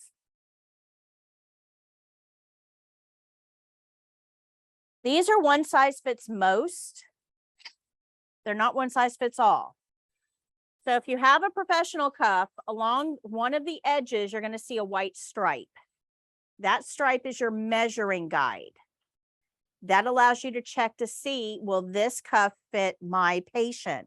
And it fits most, but if you're concerned, maybe we have somebody with a super small arm or somebody that has a larger arm, we're going to put this underneath the arm about an inch above the elbow. So I'm going to borrow you for just a second.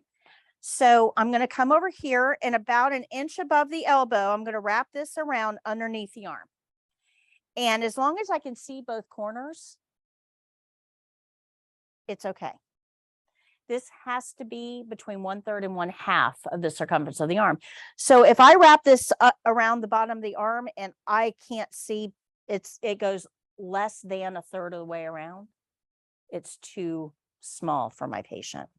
If it wraps more than halfway around, it's too big. Okay. Good. So the best way to gauge is, can you see both corners? Okay. If you use the wrong size cuff, it actually will affect the reading that you get. It affects it. So you also have a gauge. The gauge has numbers on it. We're going to get to that in a minute. And it has a clip. If you press down on the bottom of the clip, the top magically opens. You have a strip. Open your clip and put it on the strip. That way it's firmly attached. Guys, this thing is heavy. If you just hang it there, when you're putting this on and taking it off your patient, it can fall. And if it hits their wrist, imagine what's right there. This thing is heavy. If it hits their wrist, it can shatter a wrist. We shatter about 400 wrists a year. Let's not do that. So always make sure this is firmly clipped to your blood pressure cuff anytime you're taking it on, putting it on or taking it off. Good. Now, below that is an artery marking. We're listening to a wave of blood inside an artery, so we kind of need to be over the artery to hear what we need to hear, right? So what we used to do is we would take a pen. You have to be over the artery to hear it. So we would find the artery, we would take a pen and we would put an X there, and that's where our stethoscope went. Do you think your patients find it professional for you to be writing on them, X marks the spot? Right? They're thinking you're making a treasure map or something. That's just weird. So instead of X marks the spot, we actually put it right on the cuff. Artery marking. So now you'll just lay the cuff on the arm, you find the artery, you line it up, and you secure the cuff. Now you've got an X marks a spot. It's just on the cuff, not on the skin. That tells you where to put your stethoscope. Good? Well, let's find the artery. Now we know what thumps feel like. We just took a pulse earlier today. We know what thumps feel like, but this one's in a little bit different place than you expected. How many of you have had your blood pressure taken before? Where did they put the stethoscope when they took your blood pressure? Okay. Oh, we're going to talk about that. But they usually put it like right in the middle, right? Right in the middle. That is not where your artery is. So remember, they're listening for a wave of blood hitting the top of your artery, and they're not even listening over the artery. That's like me having a microphone here. You'll hear me fine. If I put the microphone over here, it's not going to be as effective, right? So let's find the artery. At the fold of your elbow where the lines are, you got to make sure your arm is like fully extended. If you're lazy and you're like this, you're not going to feel it. You got to get it popped all the way out at the fold of your elbow on the pinky side, not in the middle. It's on the pinky side. If you put your fingers in there and put your thumb on the back, you should feel some thumps under your finger. It's not in the middle. Not in the middle. It's right here. Notice it's not in the middle. Did you find it? Yeah, it's going to be. Yep, right there. Did you find it? No. Okay. Make sure you get that elbow popped all the way out. All the way out. There you go. Right there. Press harder.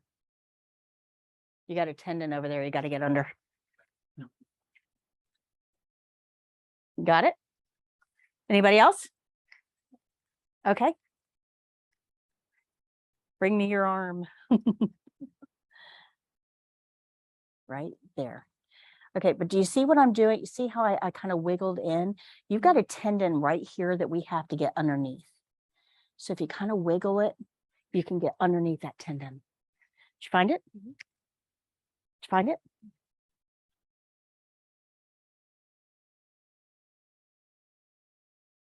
Oh, yours is faint. Yeah. Wow. It's right here. I can feel it, but man, it's faint. Okay, it's right here. So when you put your fingers there, just kind of wiggle back and forth and close your eyes. Okay. That increases the sensitivity of your fingers.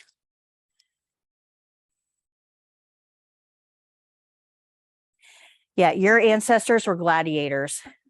Your arteries are well hidden. Yeah. All right. So when you're taking a blood pressure, you actually need to be over the artery we're going to listen to. So it's a good idea to kind of have a vague idea where that artery is. And it's not in the middle. It's on the pinky side. It's more lateral or medial, I'm sorry, more toward the middle of the body. So it's on the pinky side. This is where your stethoscope should go, not here. You should try to find it if you can, so you can make sure that the stethoscope is truly over the artery. Good. Most people out there don't.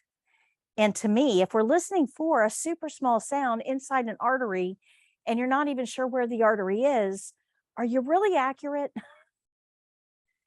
And why are we even doing this if we're not accurate, you know? So take the extra step. Does that make sense? Good. All right, so let's learn how to read that dial.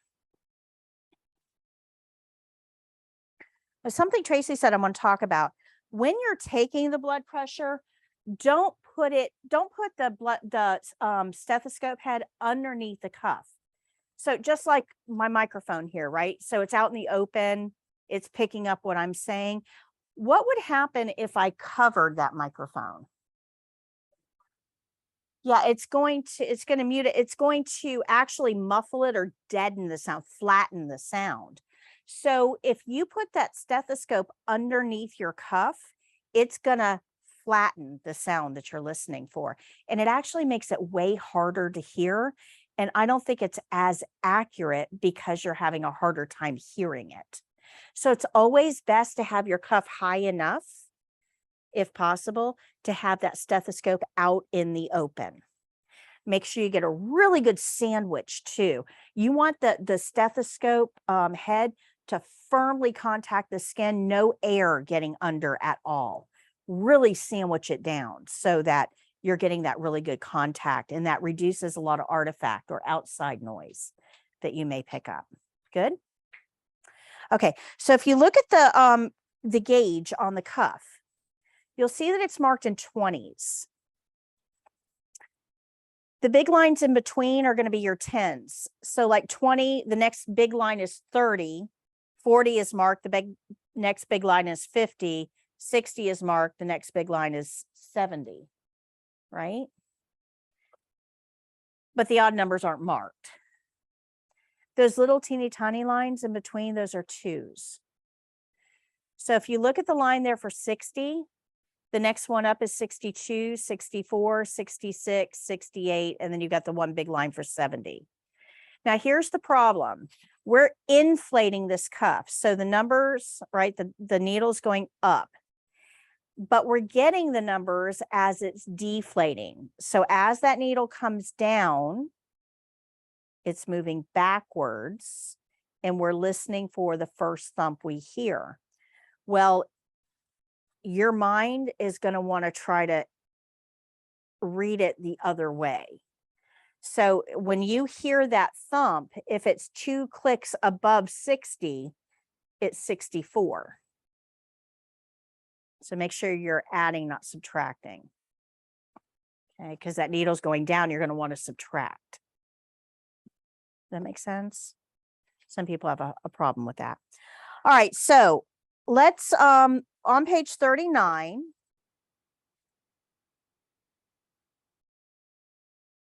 if you look at number 8, there's a little graphic there beside it with a blood pressure dial, and it says first thump heard here and last thump heard here. So what number is that first thump arrow pointing at? 130. What number is that second last thump heard here arrow pointing at? So what is this person's blood pressure? 130 over 90. Is that normal? It's high. So what do we do with that? Report it. Very good. Let's go to the next one, number 10. First thump heard here. I know this one's kind of hard to see, you know, the little lines, but can you guess pretty close for me? 108. Okay, so what's blood pressure? 108 over 62. Is that normal? Yeah, so we're just going to document that. That's good. As a CNA, we generally only inflate up to somewhere between 160 and 180. That's our stopping point. So when you're squeezing your ball, which we're going to do in a minute, we're only going to go up to somewhere between 160 and 180. Anything over 180 hurts. What effect do you think pain has on blood pressure?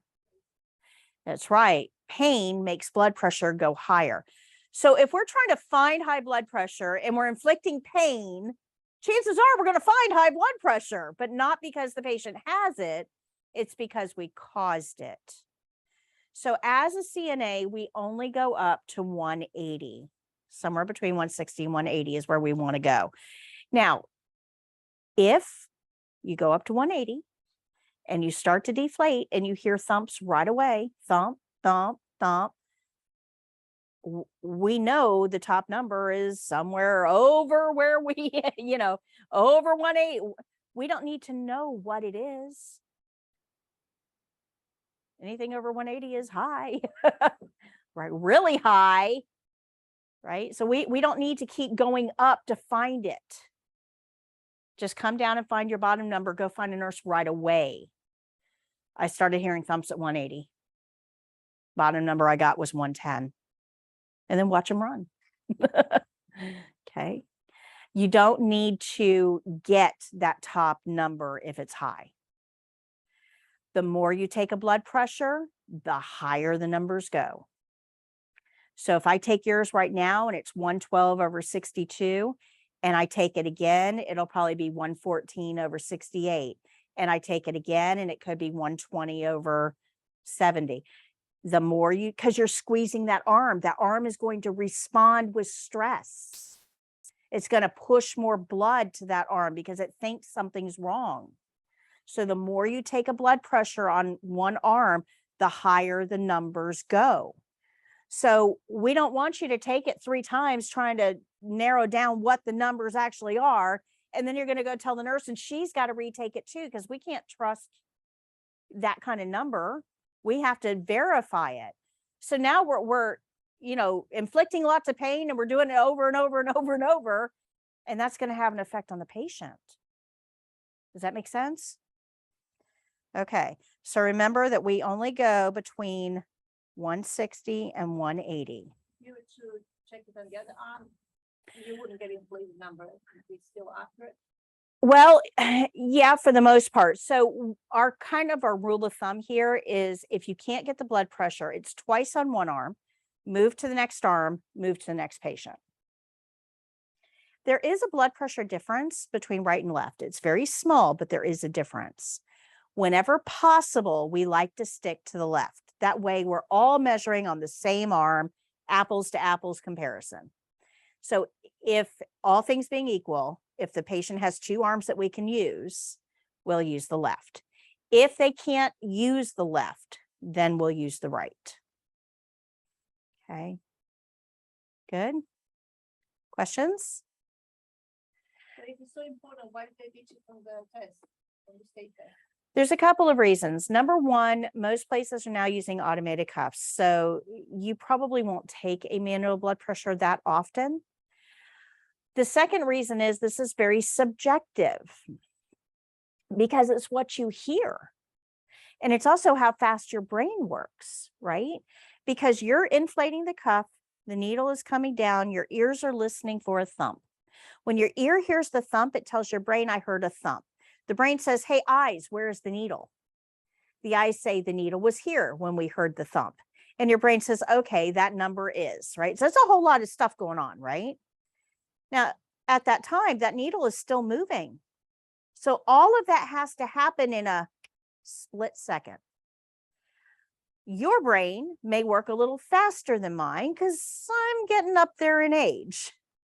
Your ears might work a little better than mine because I used to listen to loud rock music, right? So it's subjective. And we don't want to base your career certification on a test that is subjective. So that's another reason that they took it off the test. Like the pulse. Yeah. They did leave the pulse. Although, like I said, I do honestly believe that one's going to go in the next go around. We'll see. Any questions on that? Okay, so say I need 2 there. Now we're going to learn how to inflate and deflate the cuff.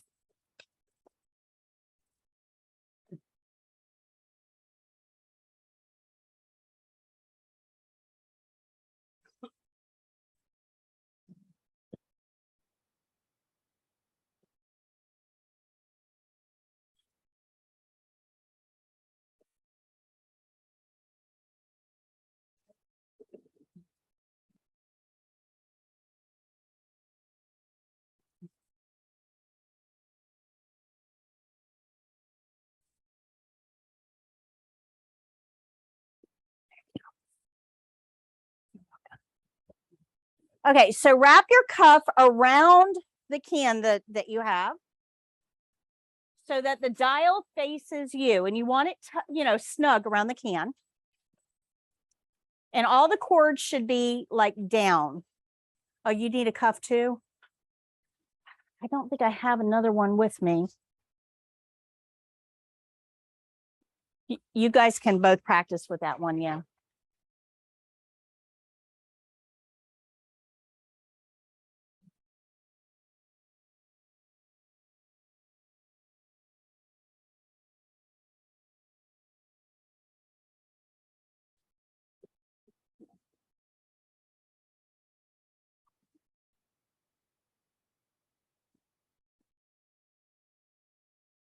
And you want to hold the can in your non-dominant hand. So let me see yours real quick. So this extra flap that's hanging out here, just kind of tuck it around the back and hold this in your non-dominant hand. So I'm right-handed, this is in my left hand. And I'm going to hold it so I can see that gauge. Okay. And then in your dominant hand, I want you to pick up that bulb and valve assembly, the thing that looks like a hand grenade. And you want to hold it so that the tubing comes up. That way you can reach this little dial. Okay, so you want to hold it so the tubing comes up and you can reach that little dial. So flip your bulb around so it's in the palm of your hand. Yep, just like that. That way you can reach that little dial. So everybody reach up to that little dial.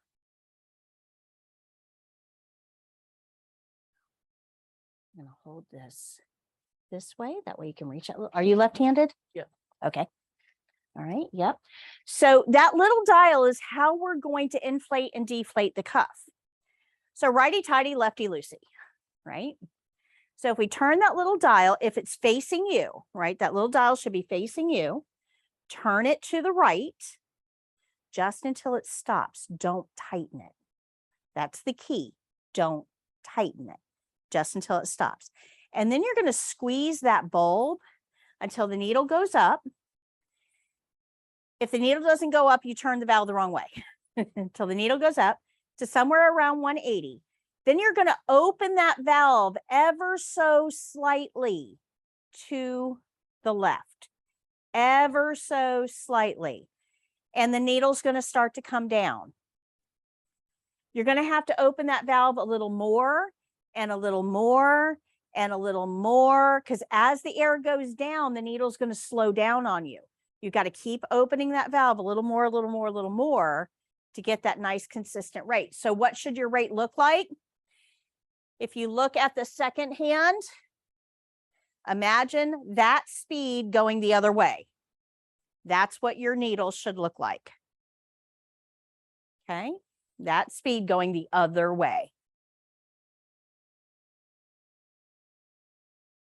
Give it a couple good practices.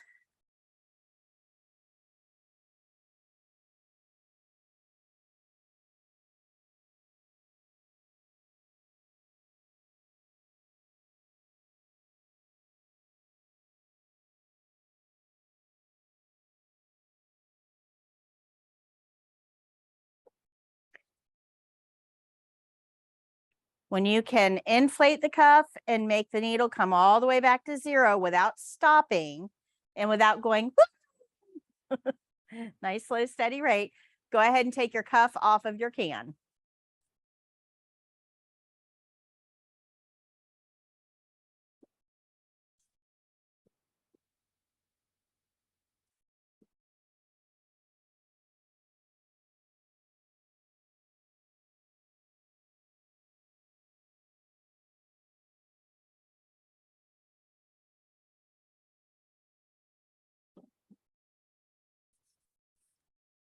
The needle stays on the cuff all the time.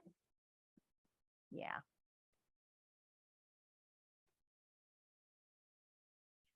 Okay. Now I'm going to have you three work together. So I'm going to have one of you sit here and then somebody take their blood pressure. They get up and you're going to rotate. So like you're going to take his blood pressure. He'll take her blood pressure. She'll take yours. Okay. Okay. I'm going to have you two work together. And we're going to try not to trip. So I'm going to have you stand up for 1 second. And I'm going to turn this chair around here. And you're going to support your arm on the table. You'll take her blood pressure. You guys will switch. So come on over. You're going to take her blood pressure and then you guys will switch. And same thing here. So turn your chair around so it's facing that way. That way you can put your arm on the table. And then you guys will take each other's blood pressure.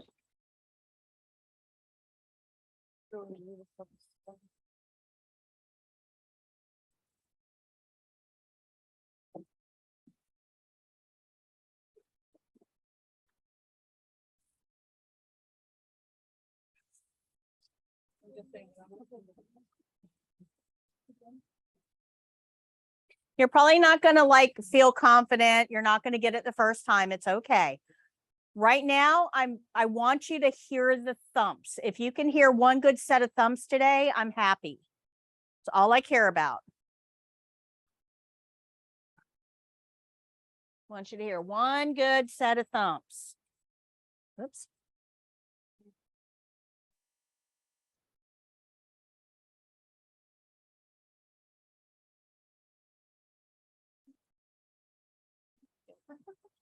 You'll be So- okay, Savannah. We're going to lay this up here and we're going to find the artery. There it is. And then we're going to secure the cuff on the arm. There you go. So now you're going to put your stethoscope right here where that arrow is pointing. Yep, those face away. Very good.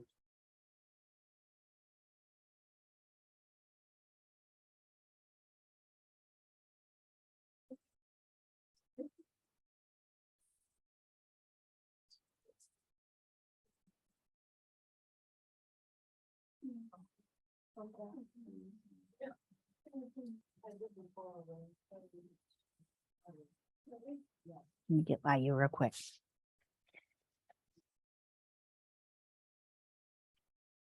You take your hand and go underneath and just hold that. There you go.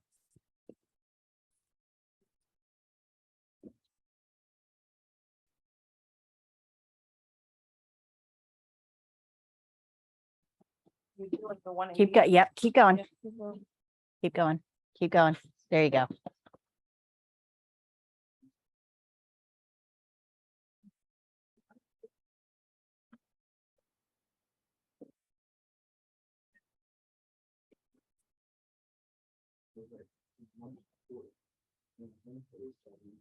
Okay, so I kind of like hear the. Okay. Do you know where you heard the first one about? No. Okay, that's okay. Let all the air out. Yeah. Go ahead and let all the air out.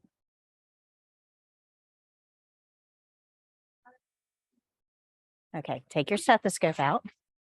So one of the things that will help you is when you tighten, don't over tighten it. Because you know how you had to work really hard to get it loosened and then the needle went really fast. So if you get used to not over tightening it when you close it off, that'll help you. Okay. So let her take yours and then we're going to switch partners Okay. and we'll see if you can get it, you know, if you can get the numbers, but you heard thumps. That's all I care about today. That's all I care about. Do you need help? Yeah. Yeah, I could not find it. Okay. So the first thing we're going to do is have her bring her arm as high up as we can. And it's right there. Okay, okay. So then I just wrap it. Yeah. So what the best way to do this is to lay the cuff on the arm, but don't tighten it yet. Mhm. Find that artery and then line that up. And then tighten that. And now you've got an X marks the spot. Can you put your arm underneath, your hand underneath and just hold that for her? There you go. There you go. Good.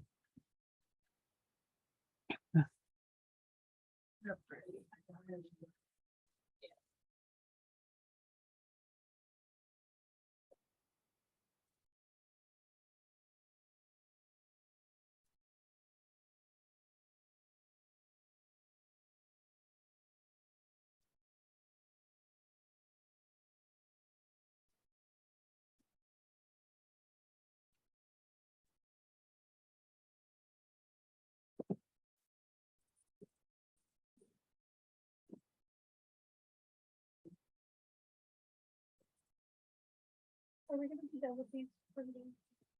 I'm going to have you switch and I want you to take at least 3 blood pressures on 3 different people. And then after that, yeah, you can bring them to the rest of the classes and you'll have time to practice, but we won't be going back over blood pressure.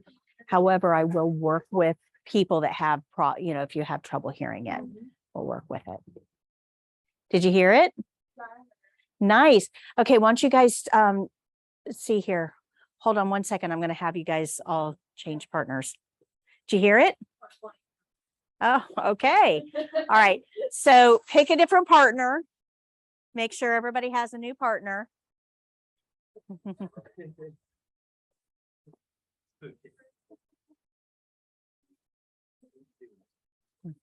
So come on over here.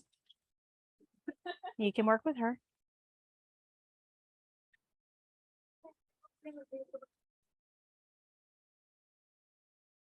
Okay.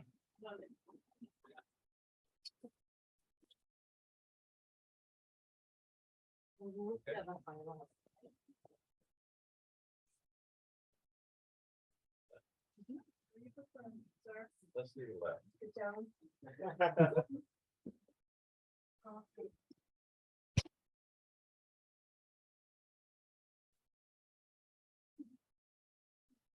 Oh, okay.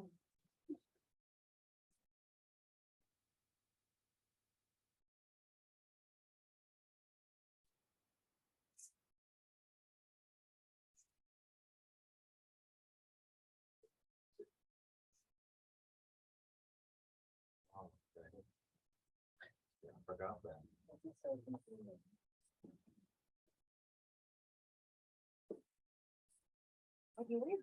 Yes, absolutely. I would be happy to. Okay, this So is like really confusing. we're gonna lay this on. Okay. But we're not gonna fasten it yet. So I'm overthinking it. I want to find the artery. Yes. It's right there. Mhm. See where that arrow is? I want to make sure that arrow is pointing to the artery. And then, I'm sorry, I don't want to get personal there. And then we're going to wrap this around.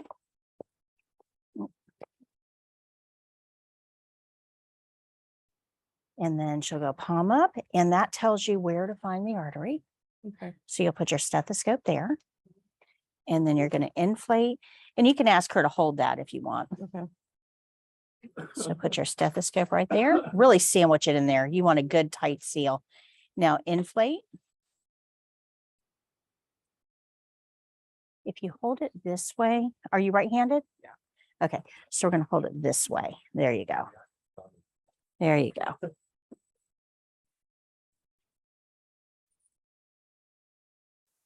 You think I'm dead? Are you dead? She thinks I'm dead. It's probably his feet. You're not going to hear it. Remember, you won't hear it yet. So we have to feel it. I did feel it, but then I didn't Okay. hear it. You're not going to hear it. Oh, there you go. Yeah, That you're not going to explains hear it. So put your stethoscope in, and because remember, it's the first and the last, right? So the last we should hear somewhere Yep.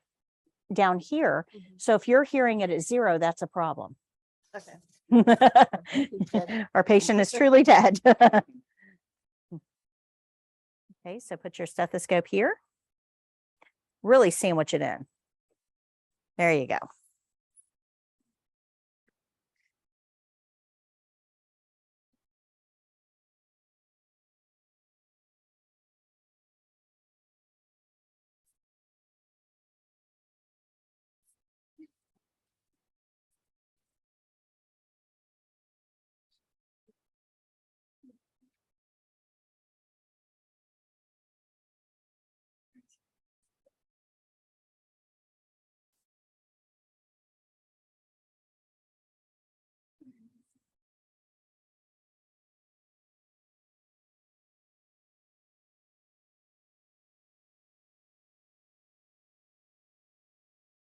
Go ahead and let all the air out. Make sure you let all the air out of your cuff. Okay, go ahead and grab a new partner.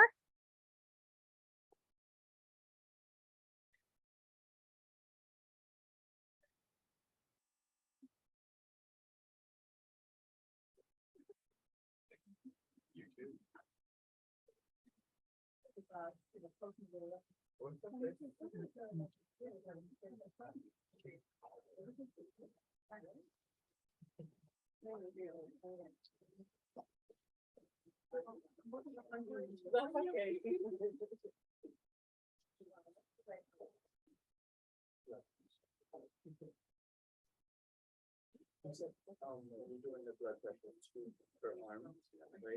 Yeah, if you can't get the first one, if you can't get, Yeah, if you can't get the first one, try again. If you can't get it the second time, go to a different arm. If you can't get it still, go to a different patient. Let the nurse get it then.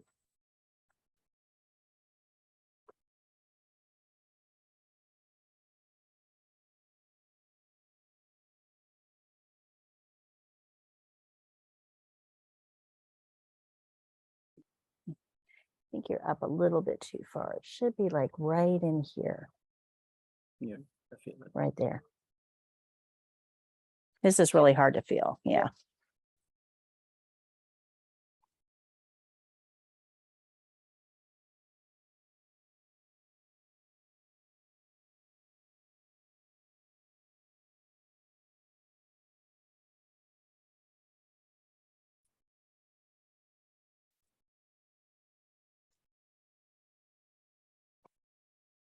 There you go.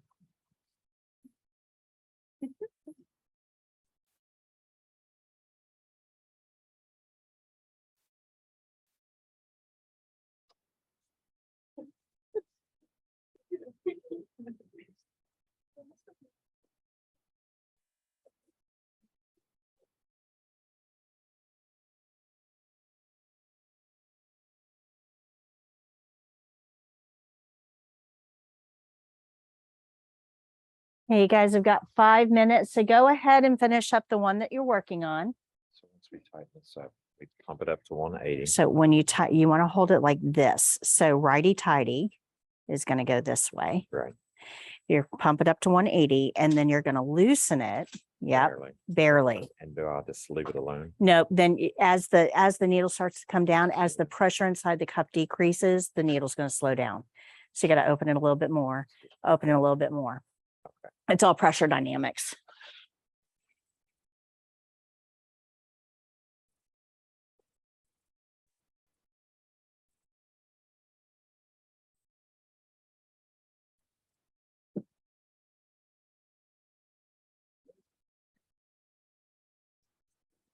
Pretty cool, huh?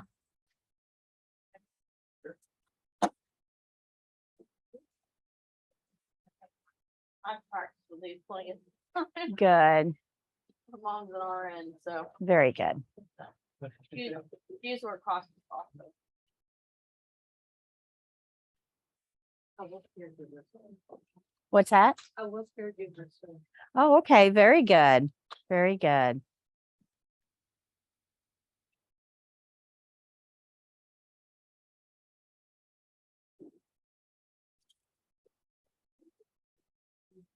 It's for a while, the first time when I first, they tried to teach me how to use.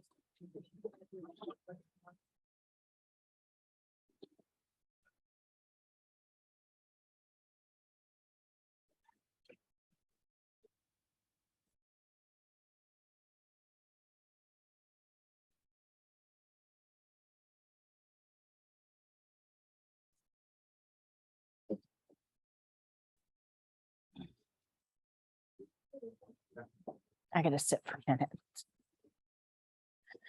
My knee is killing me.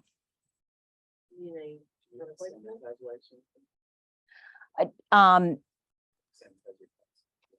yeah, the yellow pack right there is a sanitizer.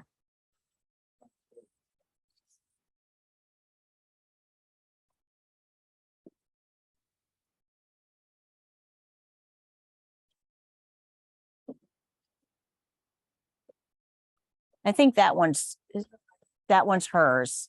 The one he's, yeah, the ones he's using is.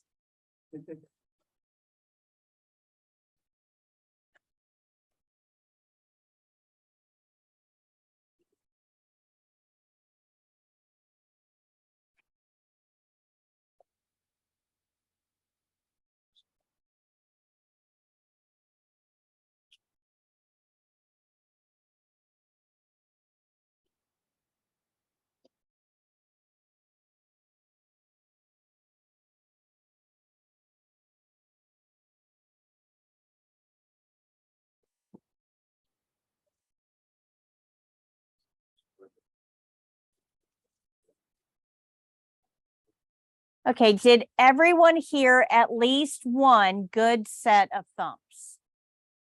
Did everyone hear thumps? so you know what you're listening for. So I can let you loose on the unsuspecting public at home, right? The only way you're going to get good at this is to practice. And guys, it takes about 45 blood pressures before you even start to get accurate. You are not accurate today.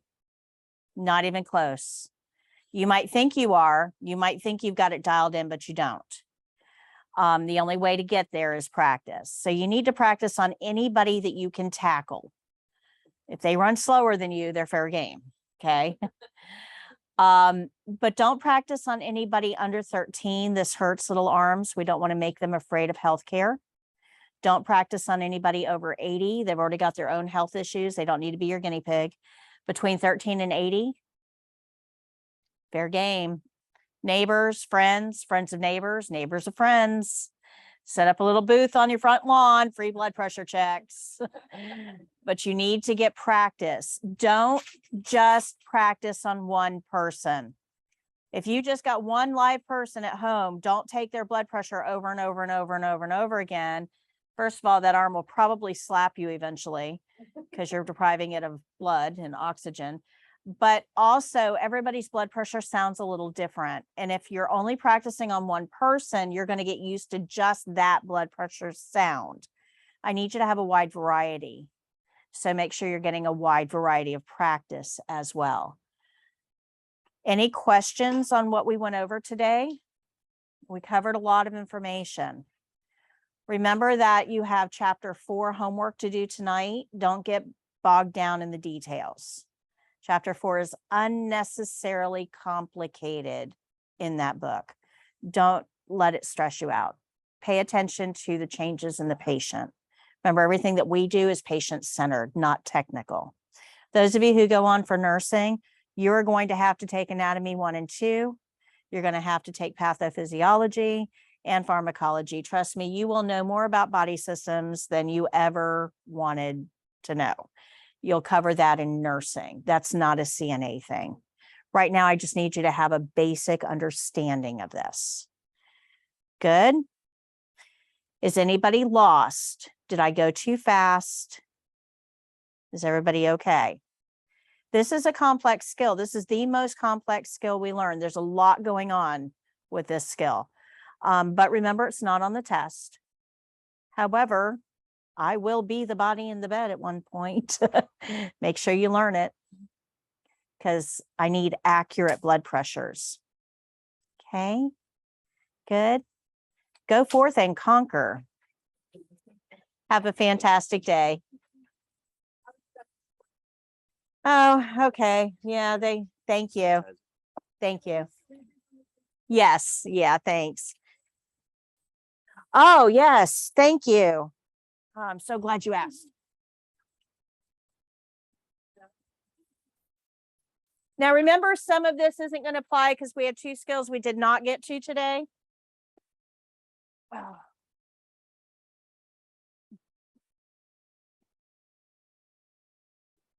You're welcome. You're welcome. Thank you. Thank you. Thank you. Thanks for asking. Yeah. Oh, these are Wednesday, so how do I do this? Okay, if you go to foryourcna.com, under training, you'll see class live stream. Okay. Click on that, and then it brings up a page. You'll see class 4, which will be Wednesday. Click on that, and then join the Zoom. Okay, thank you. You're welcome. We already have. Oh, this is 2. Oh, no, I didn't. I printed out the wrong one. Shoot. Hold on. Hold on. Don't go anywhere. Sorry.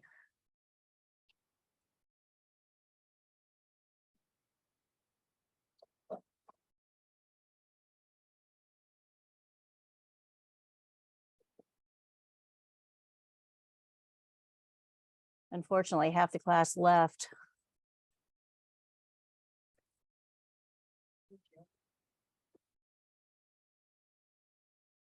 Class 3 review sheet. That's the one I'm looking for.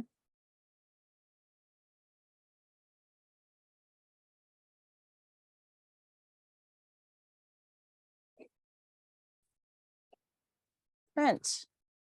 How many of you guys are there?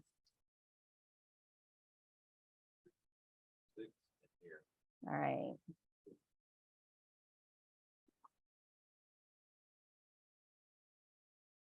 Oh, I got plenty of class 2 review sheets. Anybody want an extra? Sorry, guys, I'm trying to hurry.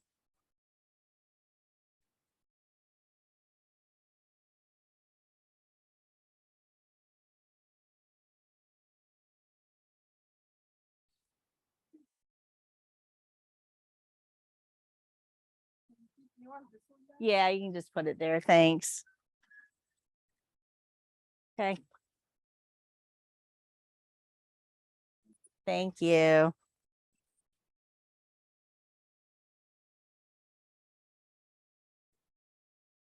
Thank you.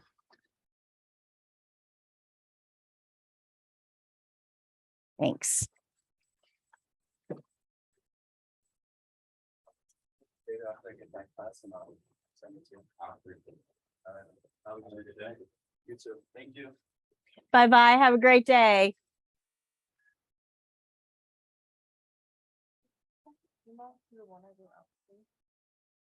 To- You never got a link? Okay. You You just want to like write it on your own. 'Cause I might have wrote it wrong. okay. Oh, thanks. There you go. Sorry about that. All right, let me.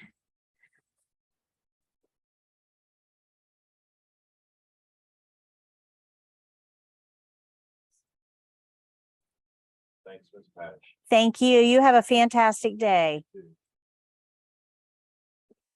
I'm just going to go into the group and I'll put it, I'm going to send the invitation right now. Okay. Did you get the other email from me as well with the classroom stuff? This is the email. I might have wrote it Okay. wrong, but I also wrote it wrong when I made the email. So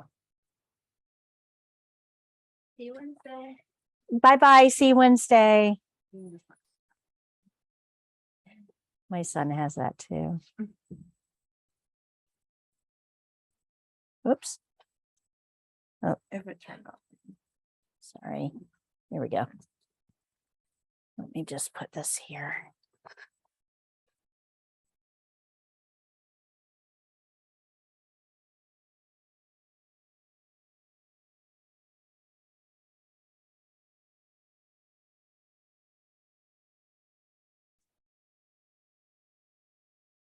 Okay.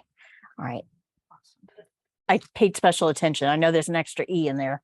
Yeah, that was by accident. So no problem. I'll send it. Check your spam folder too, just to make sure. Yeah, if you want to hang around for just a second, I will, I'm going to send you the invitation again so that, just make sure you get it.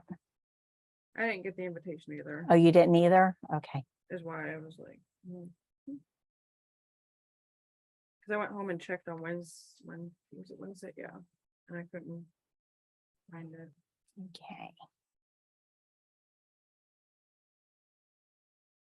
Sorry, my system is like super slow right now. All right.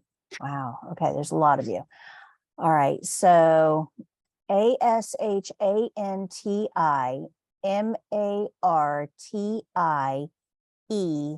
ASHANTIMARTIENEZ. Yes.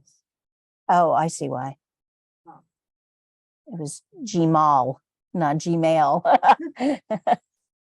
All right, hold on one second. Let me get yours put in. I've done that. Let's see. ASHANTI.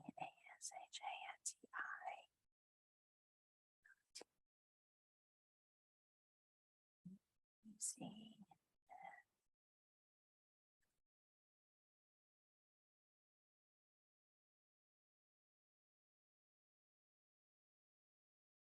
Okay, see if yours comes. It'll take just a minute. And what's yours? My email, Yep. capital CRAKER,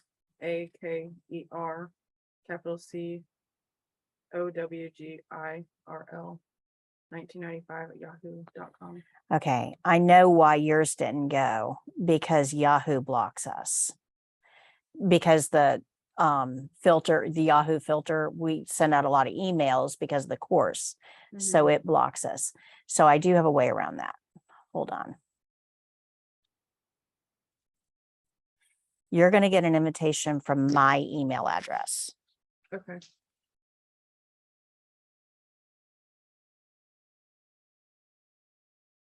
And that's how I get around that.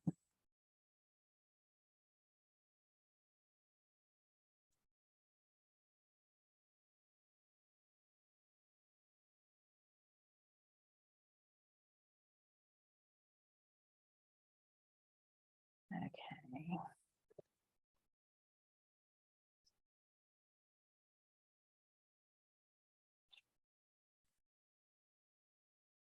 So it's capital CRACKE. No C, just the K. Okay. CRAKER. Uh-huh. COWGIRL. Yes, 1995. At yahoo.com. Oh, and that C has to be capitalized, right? Mhm. Okay. Okay. See if that goes through.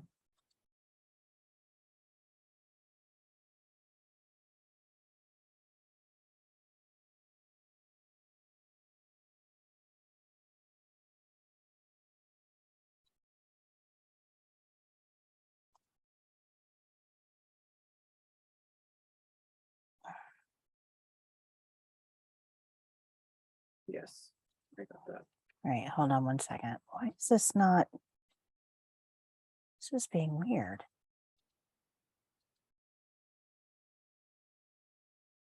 Huh. Don't click on it yet.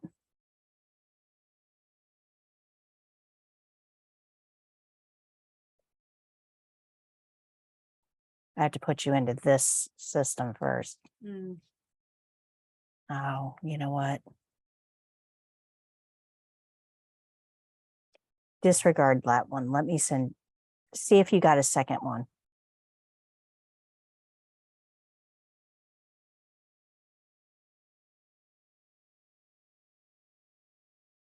Mhm.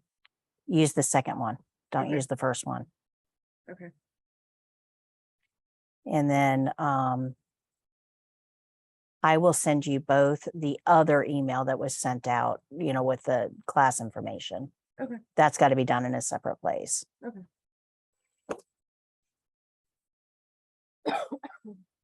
Thank you. Oh, you're welcome. 1995 at Yahoo. Okay. Yeah, I'll send you that other one. Thank you. Thanks. You have a great day, girls.